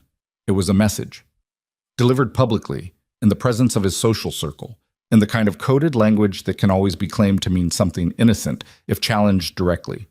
He was telling me that the information in those documents had registered. He was telling me that he was not simply going to absorb it and adjust. He was telling me that he intended to have the conversation still ahead of us, on his terms, in his time, with the implicit pressure of everything a man in his position could bring to bear. It was, in its way, impressive. The speed of the pivot, the composure.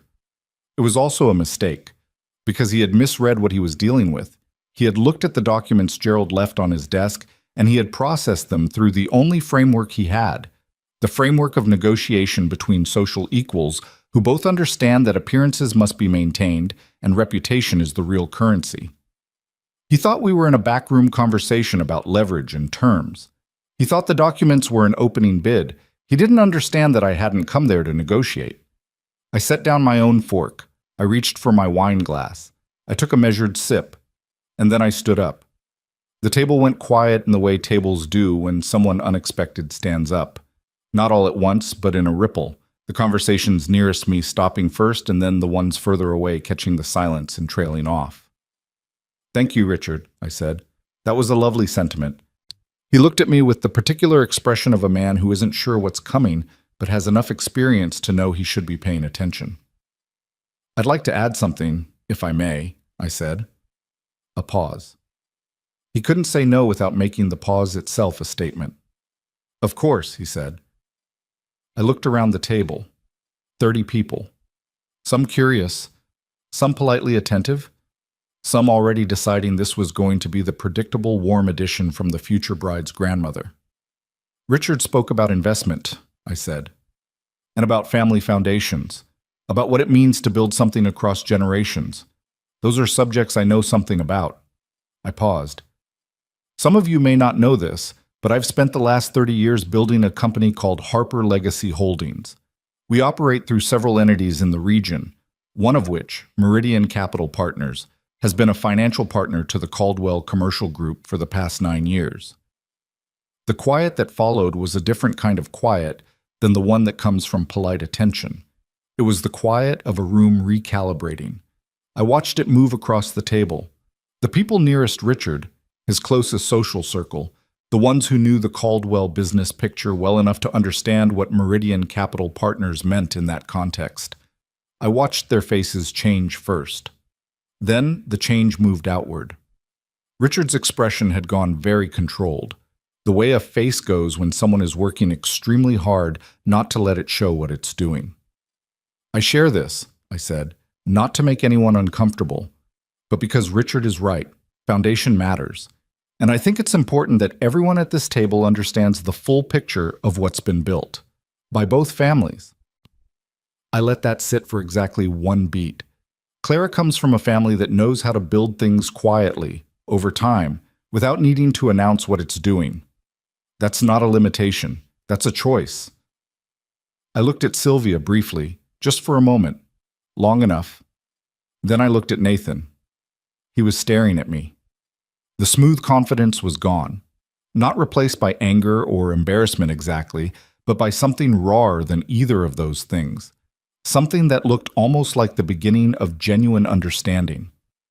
I hope, I said, that as these two families come together, what gets built going forward is something real, not something that looks good from the outside, something that holds up when you look at it closely. I raised my glass.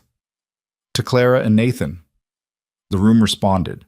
Glasses raised, the toast returned, the surface of civility resuming, but the room was not the same room it had been 30 seconds before. I sat down.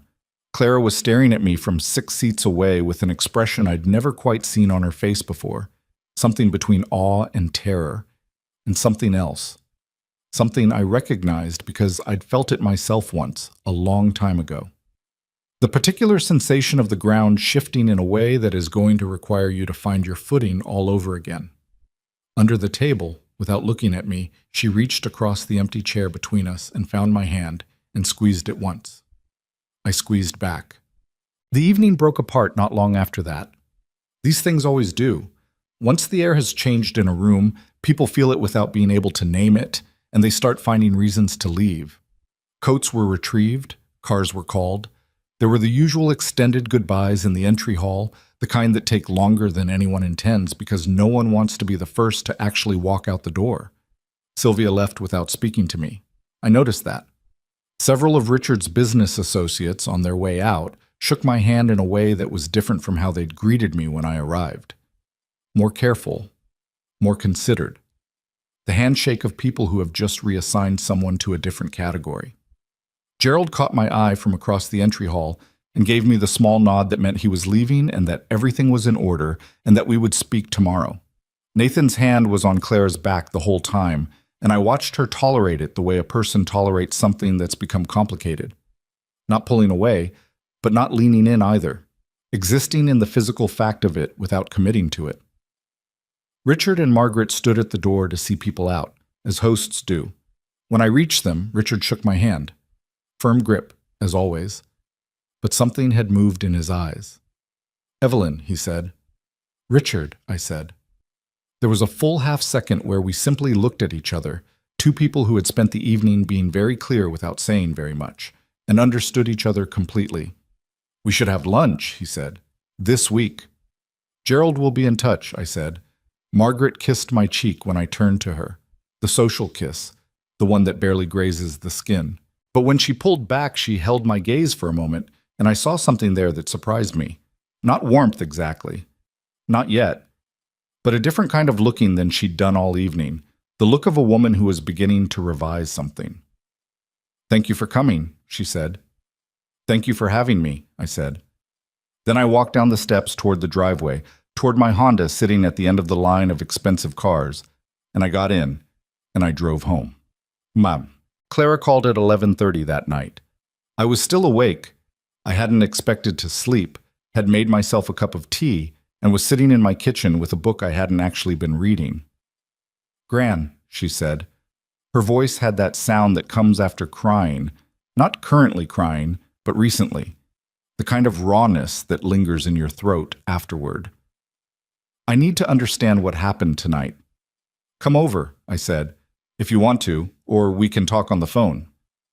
I'm already in my car, she said. She arrived 20 minutes later, still in her green dress, her coat thrown over it, her hair starting to come out of whatever arrangement it had been in.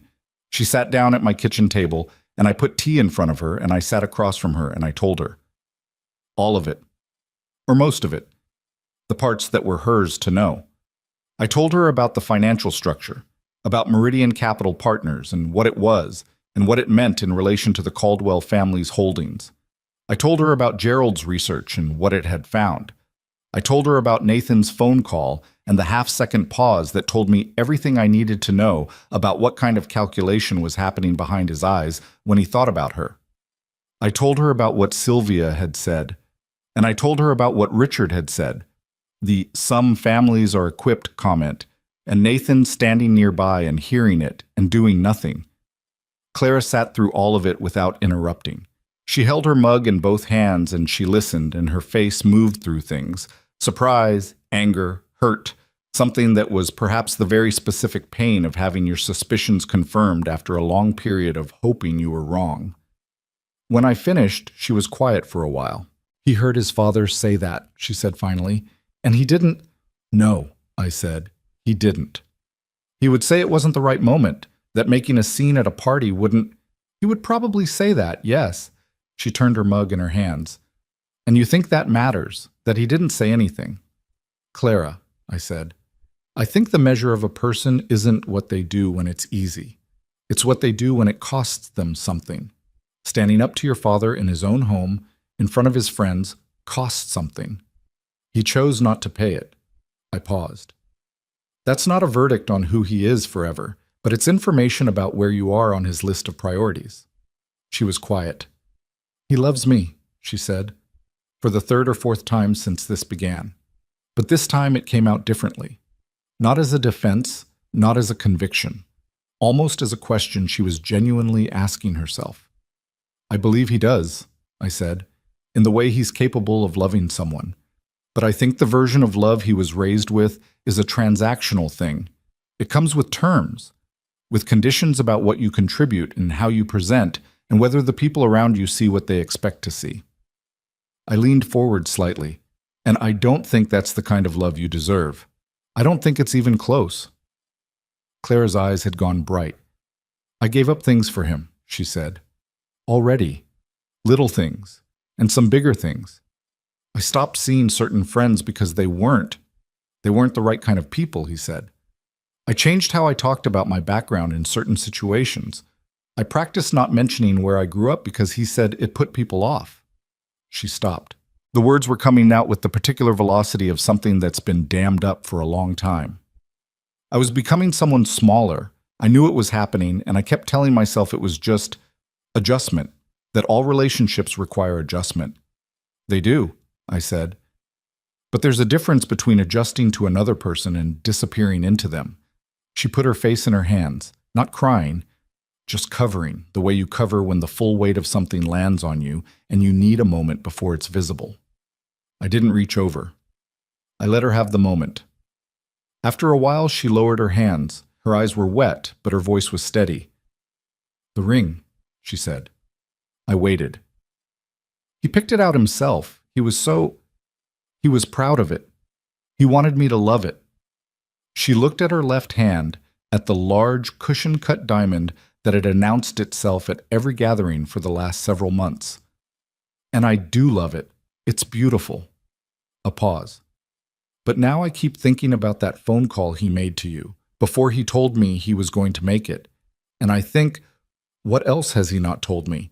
What other conversations has he had about this relationship that I wasn't included in? That's the right question, I said.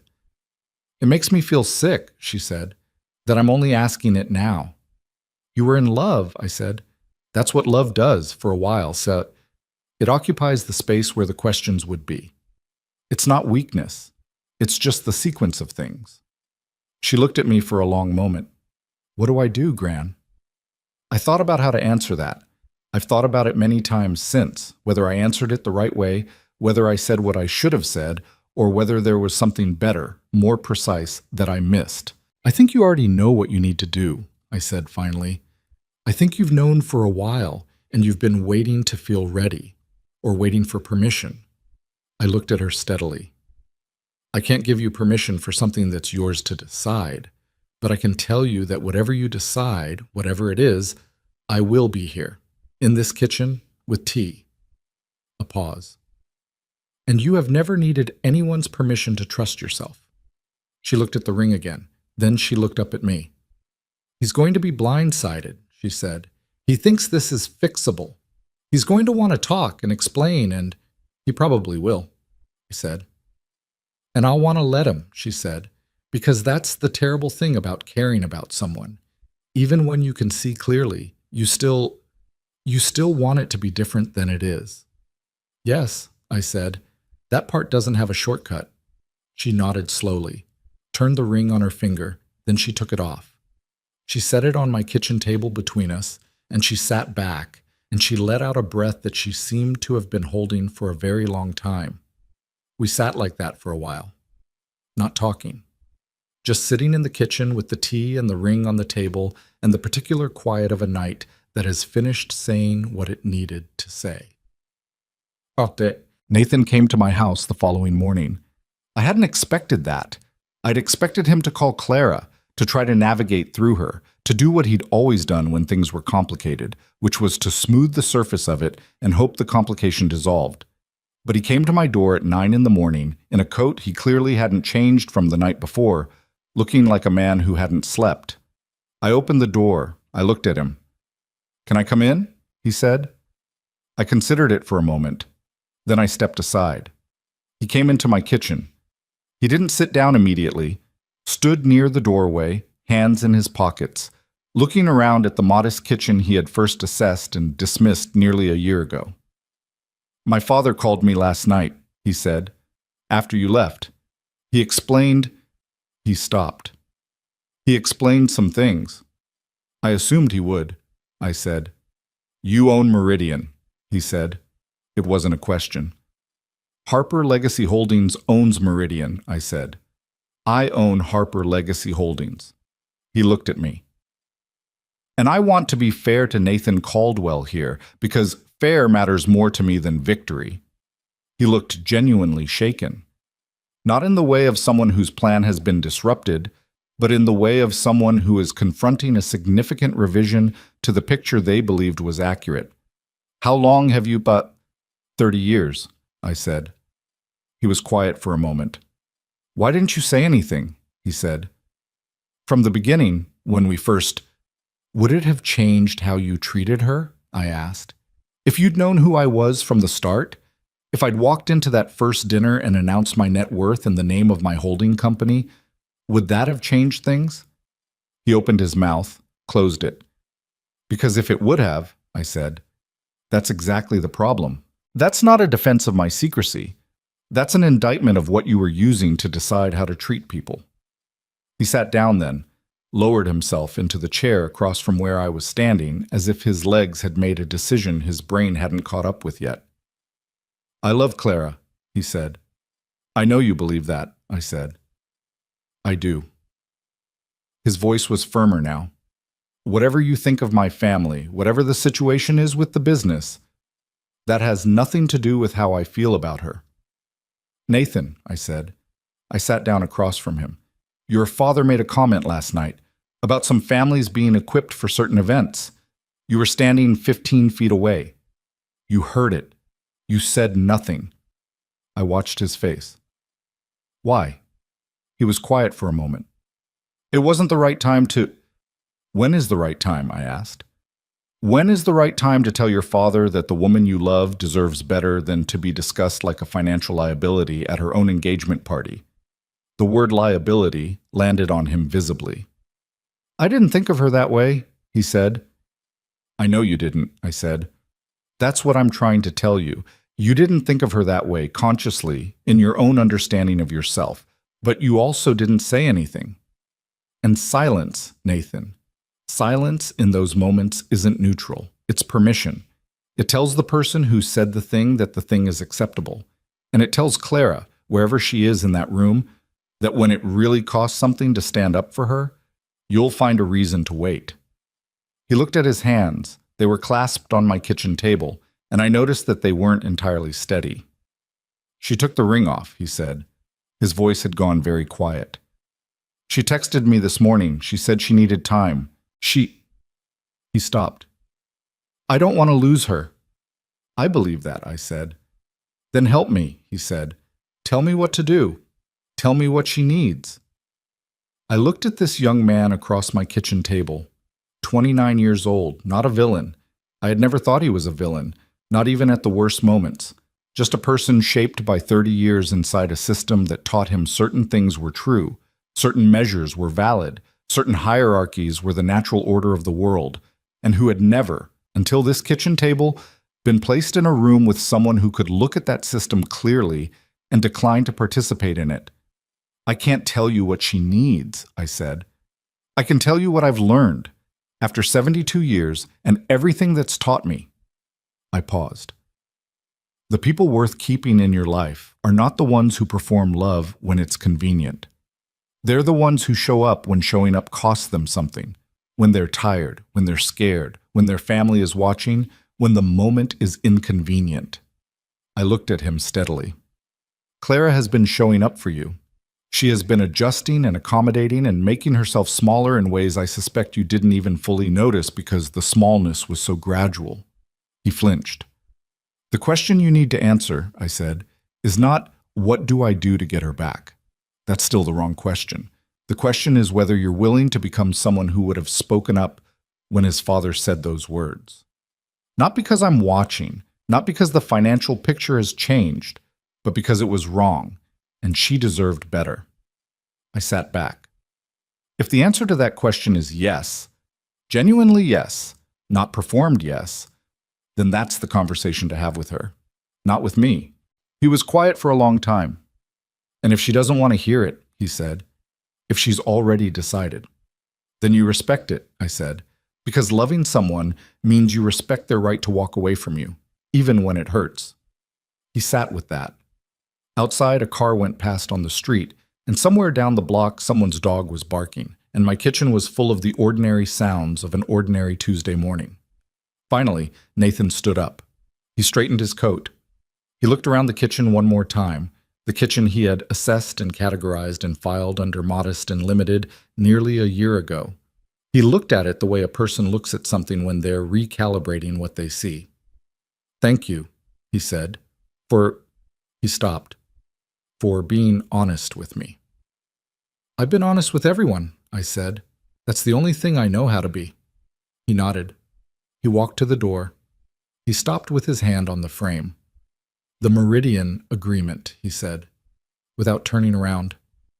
My father said your attorney that there are compliance issues. Gerald will be in contact with your family's attorneys this week, I said. Those are business matters, and they'll be handled through the appropriate channels, separately from any of this. Okay, he said. He left. I sat at my kitchen table for a long time after his car pulled out of the driveway, with my hands around a mug of coffee that had gone cold while we talked. I wasn't certain I had said the right things or done any of this the right way. I'm still not certain. What I know is that I said what I believed, and I didn't say anything I didn't mean, and in my experience, that is about all you can control in a situation like that. My phone rang at midday. Clara. He called me, she said. I know, I said. He was here this morning. A pause. What did you say to him? I told him the truth, I said. The same thing I always tell people. He sounded different on the phone, she said. Not the way he usually sounds when he's trying to talk me into something. Just, she stopped. Different. Different can mean a lot of things, I said. I told him I needed a month, she said. He said okay. He said he'd wait.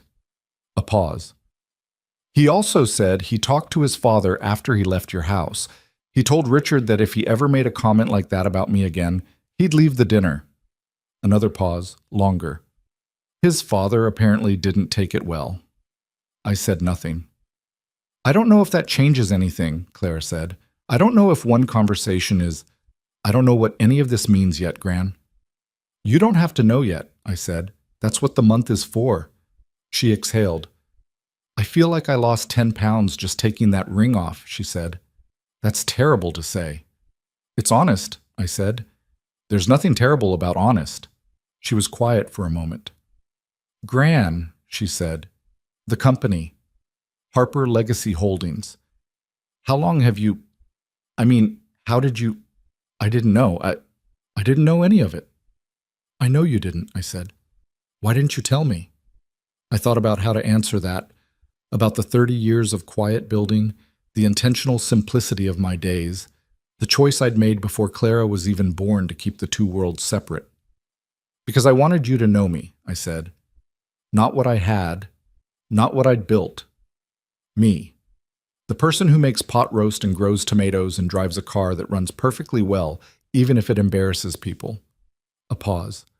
I've known too many people who were only known for their money, who were surrounded by people and completely alone inside that. I didn't want that. But you're not alone, Clara said. You have me. You have... I know, I said.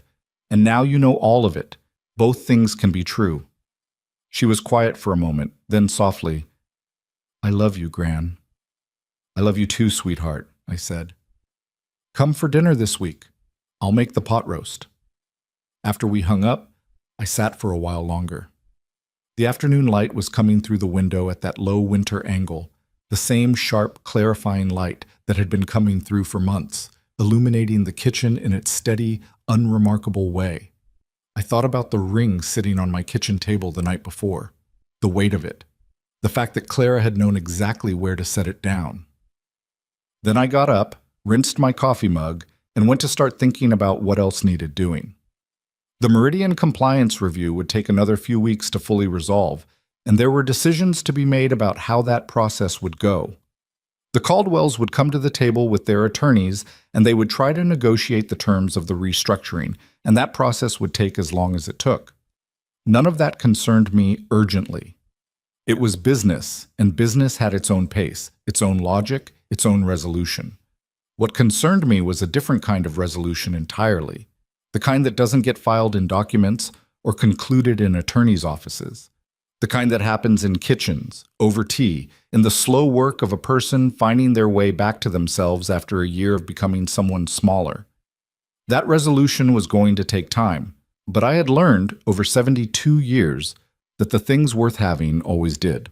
The month that Clara asked for turned into 6 weeks, and those 6 weeks were some of the most honest I have ever witnessed a young person move through. She wasn't hiding. That was the first thing I noticed.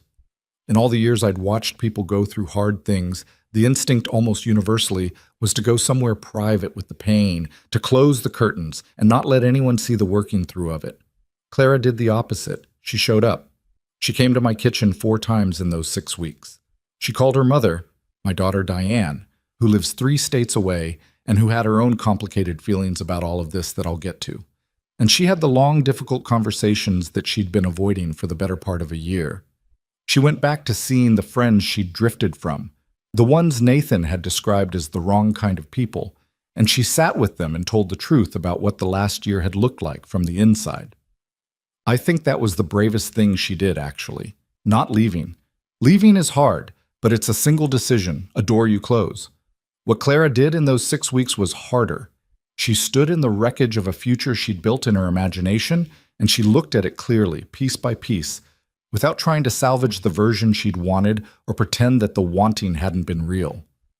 She grieved it, genuinely, messily, without shortcuts. Nathan kept his word. He waited the month, and when she called him after 6 weeks instead of 4, he answered on the second ring, and he didn't lead with anything about himself. He asked her how she was. She told him the truth, that she was better and sad and clearer than she'd been in a long time. He said he understood. She told him she didn't think she could go back to where they'd been, that too much had shifted in her understanding of what the relationship required of her. He was quiet for a long time on the phone. She called me right after. He didn't argue, she said. I expected him to push back, to explain, to tell me I was making a mistake. What did he say? I asked. He said he'd been doing a lot of thinking, that he talked to someone, therapist, he said, which I didn't expect, and that he was beginning to understand some things about the way he'd moved through the relationship. A pause. He said he was sorry, not the way he used to say sorry, where it was really just a strategy to move past the uncomfortable moment. He said it like he meant the weight of it. Do you believe him? I asked. She was quiet. I believe he means it right now, she said finally. I believe something shifted in him. I just don't know if that means we should be together. Those are two different things. Yes, I said. They are. Is it terrible that I feel relieved? She asked. Not happy, just I feel like I can breathe again, and I feel guilty for feeling that because he's not a bad person, Gran. He was the wrong person, I said, at the wrong time, with the wrong things to learn still ahead of him. And none of that makes him bad.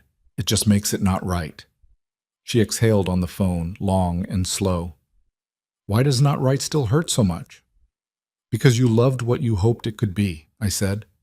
That kind of love is real, even when the thing you hoped for wasn't. The hurt is real. You're allowed to feel it. She was quiet for a moment. I keep thinking about something you said, she told me. That night in your kitchen. You said I'd been becoming someone smaller. She stopped. I've been thinking about who I was before Nathan, what I was working toward, and I realized I'd let so much of it just drift. I stopped pursuing the certification I was saving for. I stopped going to the community center where I was volunteering. I stopped being myself in all these small ways that I told myself were just adjustments, just compromises, just what you do when you love someone. But they weren't adjustments, they were deletions, and I didn't even notice they were adding up. I pressed my hand flat on the kitchen table. Clara, I said, listen to me. You're 26 years old. You have a mind that I have watched your whole life, and it is extraordinary. You have the capacity for kindness and for precision and for hard work and for seeing people, actually seeing them, which is rarer than people understand. None of those things were deleted. They were just covered over for a while. They're still there, every single one. She didn't say anything for a moment. I want to do something, she said finally. Something real. Something that actually matters. I don't know exactly what yet, but I feel like I've been given this second chance at myself, and I don't want to waste it on something small. Don't rush it, I said. You don't have to know what it is today. I know, she said, but I want you to know I'm looking. I smiled, alone in my kitchen on a Tuesday evening. I know you are, sweetheart. I've never doubted that for a second. Chad. The Meridian matter concluded, as business matters do, through a series of meetings between attorneys and a final negotiated agreement that restructured the financing arrangement on terms that were significantly more favorable to my company than the original. The Caldwells brought their attorneys, as I'd expected, and they pushed back, as I'd expected, and eventually they arrived at a place they could live with, which is how these things always end when both sides have something real at stake. Richard Caldwell and I had lunch, as he'd proposed the morning after the dinner. He chose the restaurant, somewhere expensive, leather booths, the kind of place where business gets done in this part of the country. I wore my everyday clothes and drove my Honda and arrived 3 minutes early, which I always do because 3 minutes early tells a person something different than exactly on time. He was already there when I arrived. That was interesting. Richard Caldwell, in my experience, was a man who liked to be the one who settled in first, who had the home ground advantage of already being seated when the other party arrived. It occurred to me that he'd come early for the same reason I had. We ordered. We made brief small talk about the weather, about the restaurant, about nothing. Then Richard set his water glass down and looked at me the way he had across the dining table the night of the party. Not the social look, but the real one. I owe you an apology, he said. I waited. Not just for the business situation, he said, for the way my family treated you and Clara. He said it without obvious discomfort, which told me he'd prepared it, worked up to it carefully, but it also didn't feel hollow. Some of what was said and implied was unacceptable. I know that. I've had several weeks to understand it more fully. Several weeks and a 53-page financial review, I said. He almost smiled. Not quite. That too, he said. I appreciate the apology, I said. I mean that genuinely, but I want to be clear. My decisions about the Meridian Agreement weren't made to punish you for the social behavior. Those are separate things. I know, he said. That's what makes it more uncomfortable, actually. The compliance issues existed regardless of any of this, which means we'd been operating sloppily for years without anyone catching it. And the reason no one caught it was because we assumed no one was looking closely enough to see. That assumption, I said, is very expensive. He nodded. I've had that exact thought about 12 times in the last month. We ate for a while in a quiet that was different from any quiet that had existed between us before. Not comfortable exactly, but honest. The quiet of two people who have stopped performing at each other. Nathan is in a difficult place, Richard said eventually. I know, I said. He's different, Richard said, since all of this. He paused, and I saw something move in the man's face that I hadn't seen there before. Something parental, not in the formal sense, but in the way that catches people by surprise. When they realize that the child they raised has been changed by something, and the change is partly their fault. He's asking harder questions about the way we do things, about the way I raised him to think about certain things. That sounds like growth, I said. It sounds like my son looking at me and finding things that aren't comfortable to see, Richard said. There was no self-pity in it, just the flat acknowledgement of a man who had looked at something true and hadn't managed to look away. Richard, I said, I'm going to tell you something that I want you to actually hear, not just receive. I set my fork down. What your family built is real. I'm not dismissive of it. 3 generations of work and investment. That's not nothing. But somewhere along the way, you started building the story of what you built instead of the thing itself. And the story became more important than the substance. The image became the point. I paused. When that happens, everything becomes a threat. Every person who might see behind the image becomes a danger, including your own son's girlfriend's grandmother. He was quiet. I built things for 30 years that no one knew I was building, I said. That was a choice, and it was my choice, and it carried its own costs. But the thing I was most protective of wasn't the money or the company. It was the ability to walk into a room and be seen for who I was rather than what I had. To have people talk to me because they found me worth talking to, not because they'd calculated my net worth. I picked my fork back up. Your family never gave Clara that. You reduced her to a financial variable before she'd had the chance to show you who she actually is. That's the part that's not forgivable yet, Richard. The business stuff, that's fixable. The other thing takes more time. He sat with that for a long moment. She won't return Nathan's calls, he said. She's returned some of them, I said. She told me. He looked up. Do you think, is there any possibility? I think Clara is exactly where she needs to be right now, I said. And I think what Nathan needs to focus on is not whether she comes back to him. I think he needs to focus on becoming the person who would have spoken up at that dinner table, whether she's watching or not. I paused. Love is not a strategy. It doesn't work when it's pointed at an outcome. Richard looked at me for a long moment. Something shifted in his face. Not the practiced charm, not the social calculation. Just a man of 70 sitting in a leather booth trying to understand something he should have understood earlier. You're not what I thought you were, he said. I know, I said. What I mean is, he stopped. I made a decision about you before I knew anything real about you, and I held on to that decision even when things didn't quite fit it, because it was easier than revising. Most people do, I said. It doesn't make you unusual. It just makes you human. That's more charitable than I deserve. Probably, I said, and this time we both almost smiled, close enough that it counted for something. We finished lunch. We shook hands at the door. The restructured agreement was signed 2 weeks later, and whatever else the Caldwells and I were going to be to each other after all of this, we were at minimum professionals operating in good faith, which was more than we'd been before. It was, I thought, enough for now. Diane came home for a visit in early spring. My daughter, Claire's mother, who lives in a city 3 states away and who has spent most of her adult life in a kind of productive distance from the family she came from, not out of resentment, but out of the particular drive of a person who needed a lot of room to become who she was going to become, and knew she wouldn't find it in the place she started. She's 50 years old, my daughter, dark-haired, like her father was, with my stubbornness and her own particular way of seeing through things. Not cynically, but precisely. She arrived on a Thursday afternoon in a rental car and stood in my front hallway, looking around the way she always does when she comes home, like she's checking whether the place has changed and being slightly reassured that it hasn't. "Mom," she said and hugged me.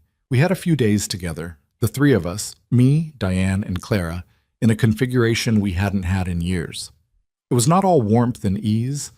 Diane had opinions about what had happened with Nathan, about my role in it, about the way things had unfolded, and she didn't keep those opinions to herself, which was correct, and which I had expected.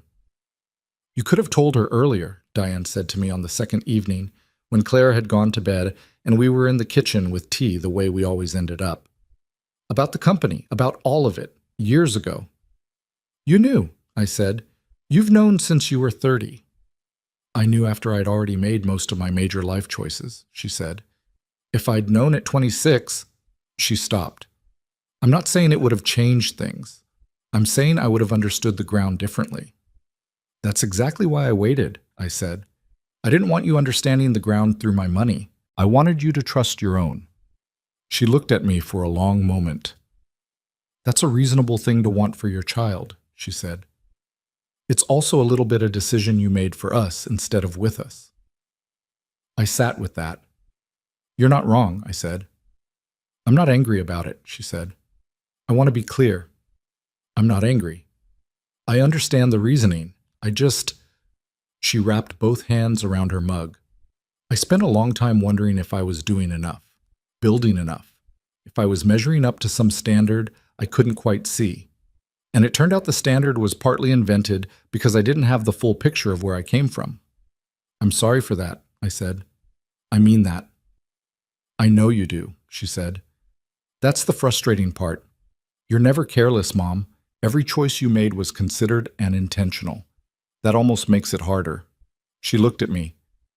"Clara is going to be okay, you know. She's stronger than she gives herself credit for." "I know that," I said. "I've always known that." "She's going to need to figure out what's hers," Diane said, "now that she knows about the money, about the company. She's going to need to know which parts of her life are her own and which are inherited." "You figured it out," I said. "I figured it out with less information, and it took me 15 years, Diane said. "She might do better." I thought about that conversation for a long time afterward, about what it costs, the particular kind of protection I had chosen, what it costs the protector, and what it costs the people being protected. The intentions had been good. They had been genuinely, carefully good. But Diane was right that good intentions don't eliminate consequence, and consequence doesn't wait for you to finish explaining your reasoning. I was not the villain of this story, but I was not entirely innocent either. I had made decisions for the people I loved because I believed I knew better, and sometimes I had known better, and sometimes I had simply needed to believe that in order to keep going. Those two things look alike from the inside and very different from the outside. That's the honest version. And I am committed at 72 to the honest version, even when it doesn't make me look as good as the other one. By late spring, several things had resolved and several things were still in the process of becoming.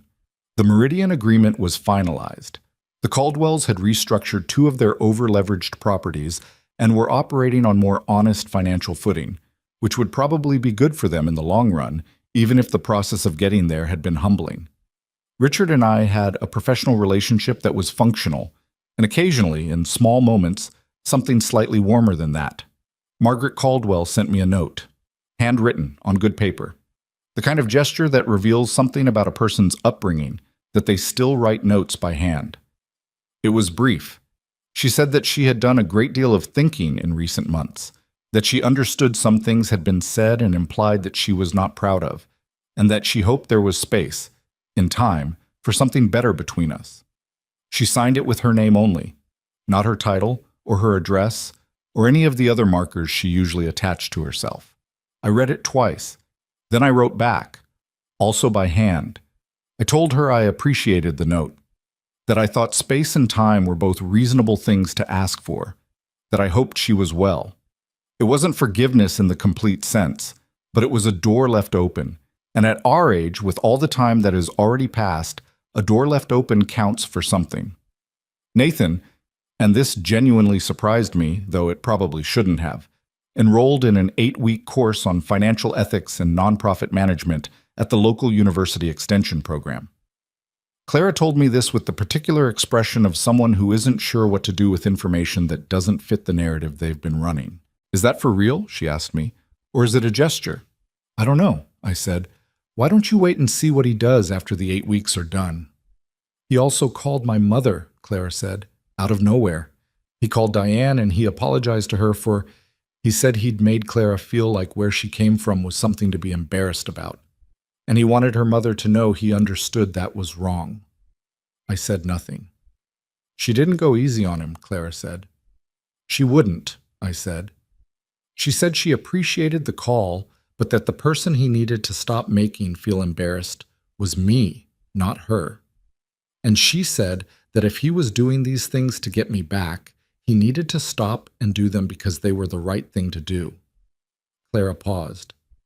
"And he said he knew that. And then he said goodbye." I thought about a young man shaped by 30 years of a particular system, making phone calls that would cost him something with no guarantee of what they'd return. I thought about what it actually takes for a person to become someone different than they were raised to be. "Clara," I said carefully, "what do you want? Not what makes sense, not what's practical, not what you think I want you to want. What do you actually want?" She was quiet for a long time, long enough that I started thinking she wasn't going to answer. "I want to know who I am first," she said finally. "I think that's the only honest answer. I want to spend some time being myself without organizing myself around another person. I want to find out what I actually care about when I'm not trying to fit into someone else's picture." She paused. "And then I want to see who Nathan is after all of this. Not the Nathan I fell in love with, and not the Nathan from the dinner party. The one that comes after all of that. I want to see what's left when you take away the performance and the fear." "That's a very wise answer," I said. "I learned from the best," she said. And she was teasing, but only slightly. Summer came, and with it the particular quality of light that only exists in the months when the days are long and the world seems to have a little more room in it. Clara had taken a position with a nonprofit organization that worked with first-generation college students, academic mentoring, scholarship navigation, the kind of work that requires you to meet people exactly where they are and take them seriously from that starting point. She'd found it through the community center she'd returned to, the one she'd drifted away from during the Nathan months. The pay was modest. She didn't care. She came to my kitchen on a Saturday in July, wearing shorts and a t-shirt from a college she'd visited once, and liked the feel of her hair in a braid. She looked more like herself than she had in over a year. Not happier, exactly. More real. More solid. The particular quality of a person who has stopped performing their life and started simply living it. She told me about a student she'd been working with, a 17-year-old from a neighborhood a lot like the one she'd grown up in, first in her family to apply to college, convinced at every turn that she didn't actually belong there, that the whole thing was some kind of mistake. Clara talked about her the way people talk about the things that have found them, not the things they went looking for, with a kind of quiet certainty, like, this is the thing. This is what I was supposed to be doing.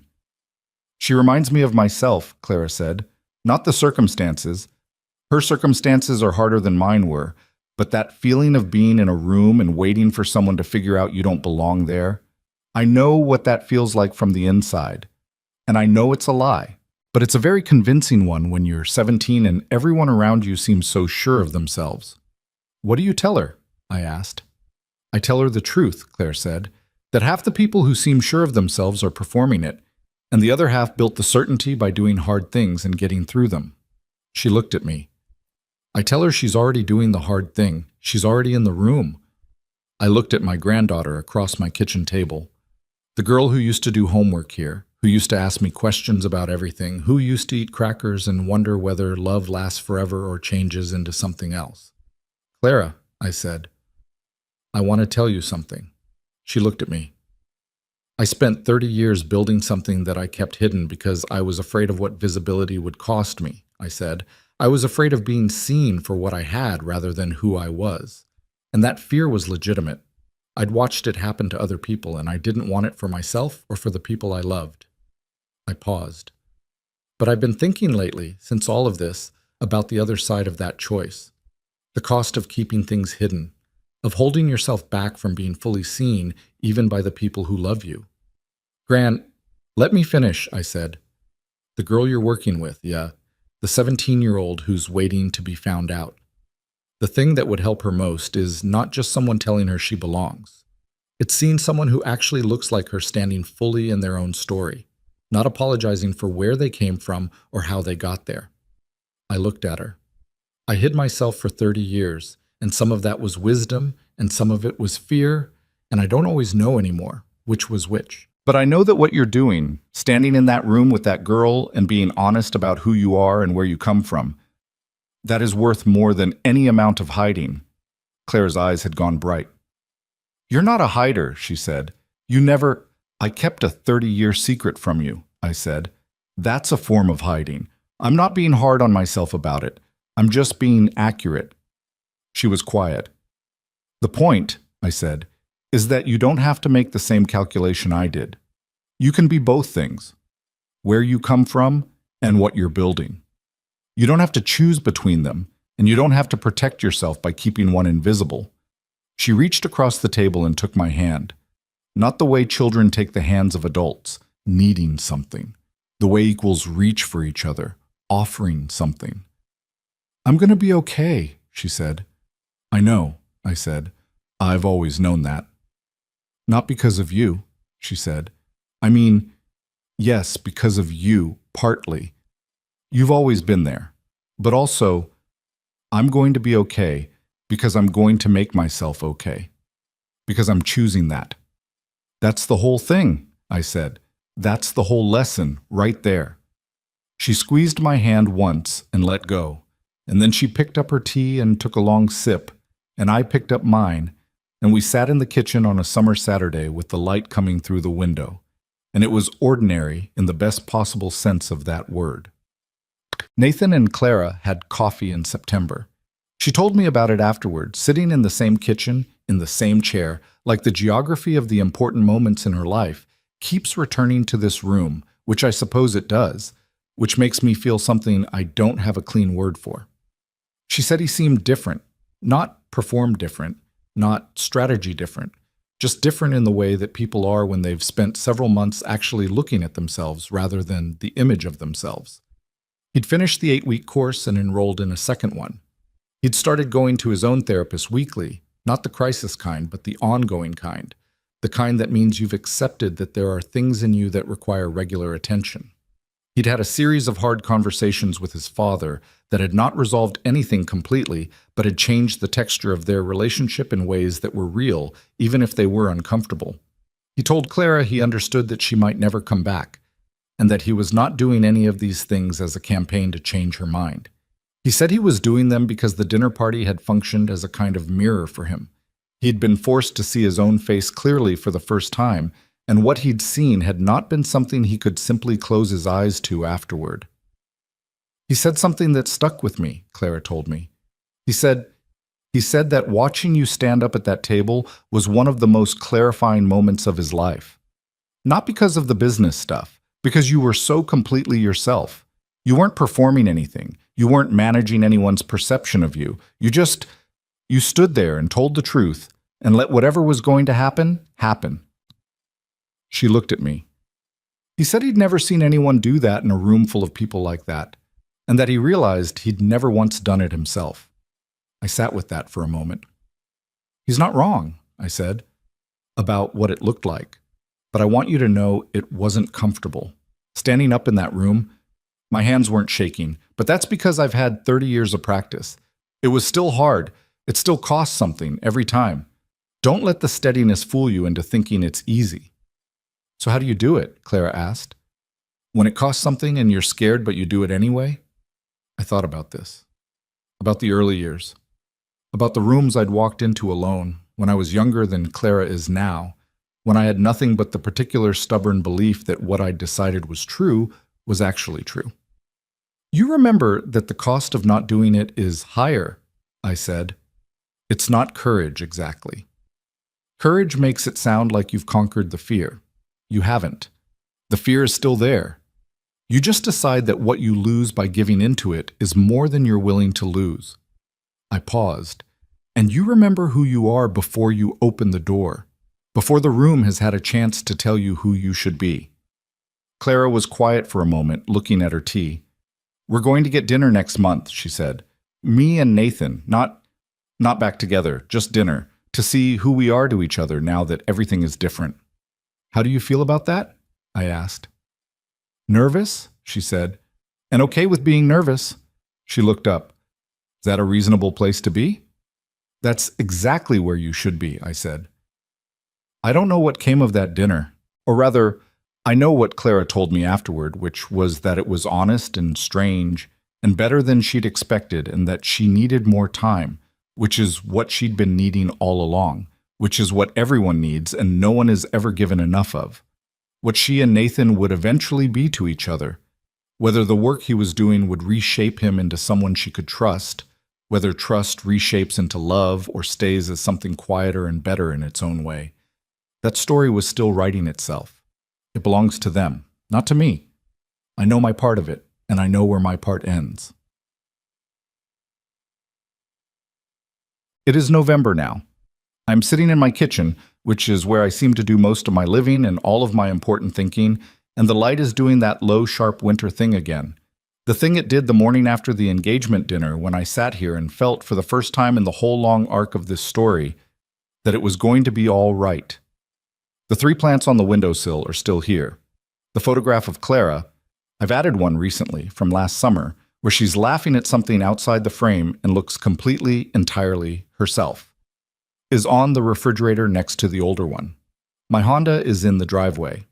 I had a call this morning with the team that manages the day-to-day operations of Harper Legacy Holdings, a routine quarterly call, the kind I've been having for decades. Afterward, I made coffee and watered the plants and stood at the kitchen window for a while, just watching the yard, the way the bare branches of the oak tree hold their shape against the gray sky, patient and structural. I've been thinking, in these November weeks, about what this whole year has taught me that I didn't already know. That's always the question after something large has moved through your life. Not what happened, but what it added to your understanding of things. Here is what I've come to. The first thing. Dignity is not something anyone can give you or take from you. That sounds simple. I believed it before this year started, but I understand it differently now, from the inside of having been dismissed and underestimated by people who were, without knowing it, standing on the foundation I built. Richard Caldwell looked at my car and my kitchen and my simple clothes, and he made a decision about my worth. That decision had nothing to do with my worth. It was only ever a decision about his own limitations, the ceiling of what he was able to see. The people who dismiss you reveal themselves in the dismissal. They don't reveal you. The second thing, and this is the one I've turned over more than any other, hiding yourself to protect the people you love is still a form of control. I believed I was giving Diane and Clara freedom by not telling them about the company, and in some ways I was. But I was also making a unilateral decision about what they could handle, what they needed to know, who they were allowed to be in relation to what I'd built. I wrapped it in love, and it was love. But it was also, underneath that, a decision made from a place of fear. Fear of being reduced to my money. Fear of losing the simplicity I'd chosen. Fear of the particular loneliness that I'd watched wealth produce in other people's lives. You can be afraid of something real and still let that fear cost you more than it should. The lesson is not that I was wrong to protect the people I loved. The lesson is that protection offered without transparency has limits, and the people you love will eventually find those limits, and you had better be prepared to stand in that conversation honestly when they do. The third thing, the measure of a person is not what they have. It is not even what they've built. It is what they do with what they have and what they've built, when it would be easier to do nothing. When someone is being dismissed in front of them and the cost of speaking is their father's displeasure. When the choice is between the comfortable silence and the true word. I have not always chosen the true word in my life. I want to be clear about that. There have been moments where I chose silence, chose comfort, chose the path that cost me less in the short term and more in the long one. I am not the hero of my own story in any complete sense. I'm a 72-year-old woman who made a lot of decisions, some of them good and some of them wrong, and most of them somewhere in the complicated middle, and who is still here, still learning, still surprised by what life finds to teach her. But I'm also the woman who stood up at that dinner table, who walked into a room full of people who had decided what I was and told them the truth, who sat in this kitchen at 9 o'clock in the morning and told a young man who wanted to be forgiven that forgiveness isn't a strategy and love isn't a transaction, and the person he needed to become couldn't be built on the foundation of getting something he wanted. I am that woman too. And I have learned, finally, at 72, which is perhaps later than I should have, that you do not have to choose between the quiet life and the full one. You do not have to be loud to be seen. You do not have to announce yourself to matter. You do not have to show what you have in order to be what you are. But you also don't have to hide. You can live simply because simple is what you love. You can drive the old car and water the plants and make the pot roast and let all of that be real and complete. And you can also, when the moment comes, when the room is full of people who have decided you are less than you are, when the person you love needs someone to stand up, when the truth has been kept quiet long enough, you can also stand up. You can be both things. That is what I want to say to you, if you've been listening to this story. Not that wealth is the answer, or that exposure is the answer, or that any particular strategy will protect you from the people who will look at your life and find it insufficient.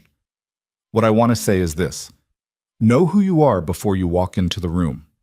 Know it so completely, so thoroughly, so settled into that no one's assessment of your car, or your clothes, or your family's ability to write a check can shift it. Know it the way you know the layout of your own kitchen in the dark. Not because you have to think about it, but because it's inside you, because you've lived there long enough that it's just true. The people who underestimated me were never actually seeing me. They were seeing the costume I'd chosen, the modesty, the simplicity, the quiet life, and deciding that the costume was the person. They didn't understand that I chose that costume deliberately, that underneath it, I was the same woman who had spent 30 years building something real while they were busy announcing what they'd built. The costume didn't make me less. And when I took it off in that study, in that dining room, at that table, I wasn't becoming more than I was. I was simply letting them see what had always been there. That's available to you too. The wholeness of yourself, the part that doesn't depend on being recognized to be real, the part that was always there even when no one was looking, even when the room had already decided, even when the dismissal came quick and confident and complete. That part doesn't need permission. It just needs you to stop hiding it from the people who deserve to see it. Clara called me this morning before the quarterly meeting, before the coffee and the plants and the November light. She called to tell me that the 17-year-old she's been working with got her first college acceptance letter. Early decision, the school she'd wanted, the one she'd convinced herself she would never get into. Clara said the girl cried for 10 minutes and then asked, "What do I do now?" And Clara told her, "You walk through the door." When she told me that, I sat in my kitchen and felt something that I'm not going to try to name, because sometimes the things that mean the most are the ones that don't fit cleanly into language. Something that lives in the chest. Something that feels like the long continuity of things. The way the right choices, made quietly, over time, without needing an audience, eventually become something that other people can stand on. I built a company. But mostly, I think, I built that. A granddaughter who could look at a 17-year-old girl standing at the edge of something terrifying and beautiful and know exactly what to tell her. Walk through the door.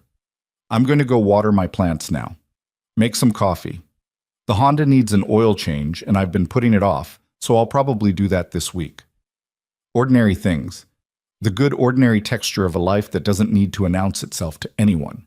But if you're standing in a room right now where someone has decided what you are before they've seen you, if you're listening to this and you know the feeling of being categorized and dismissed, of being asked to prove your worth in a currency you didn't choose, of becoming smaller to fit into a space someone else measured for you, I want you to remember this.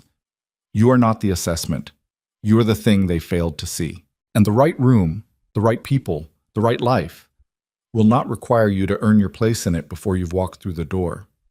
You are already enough. You have always been enough. Now go walk through the door.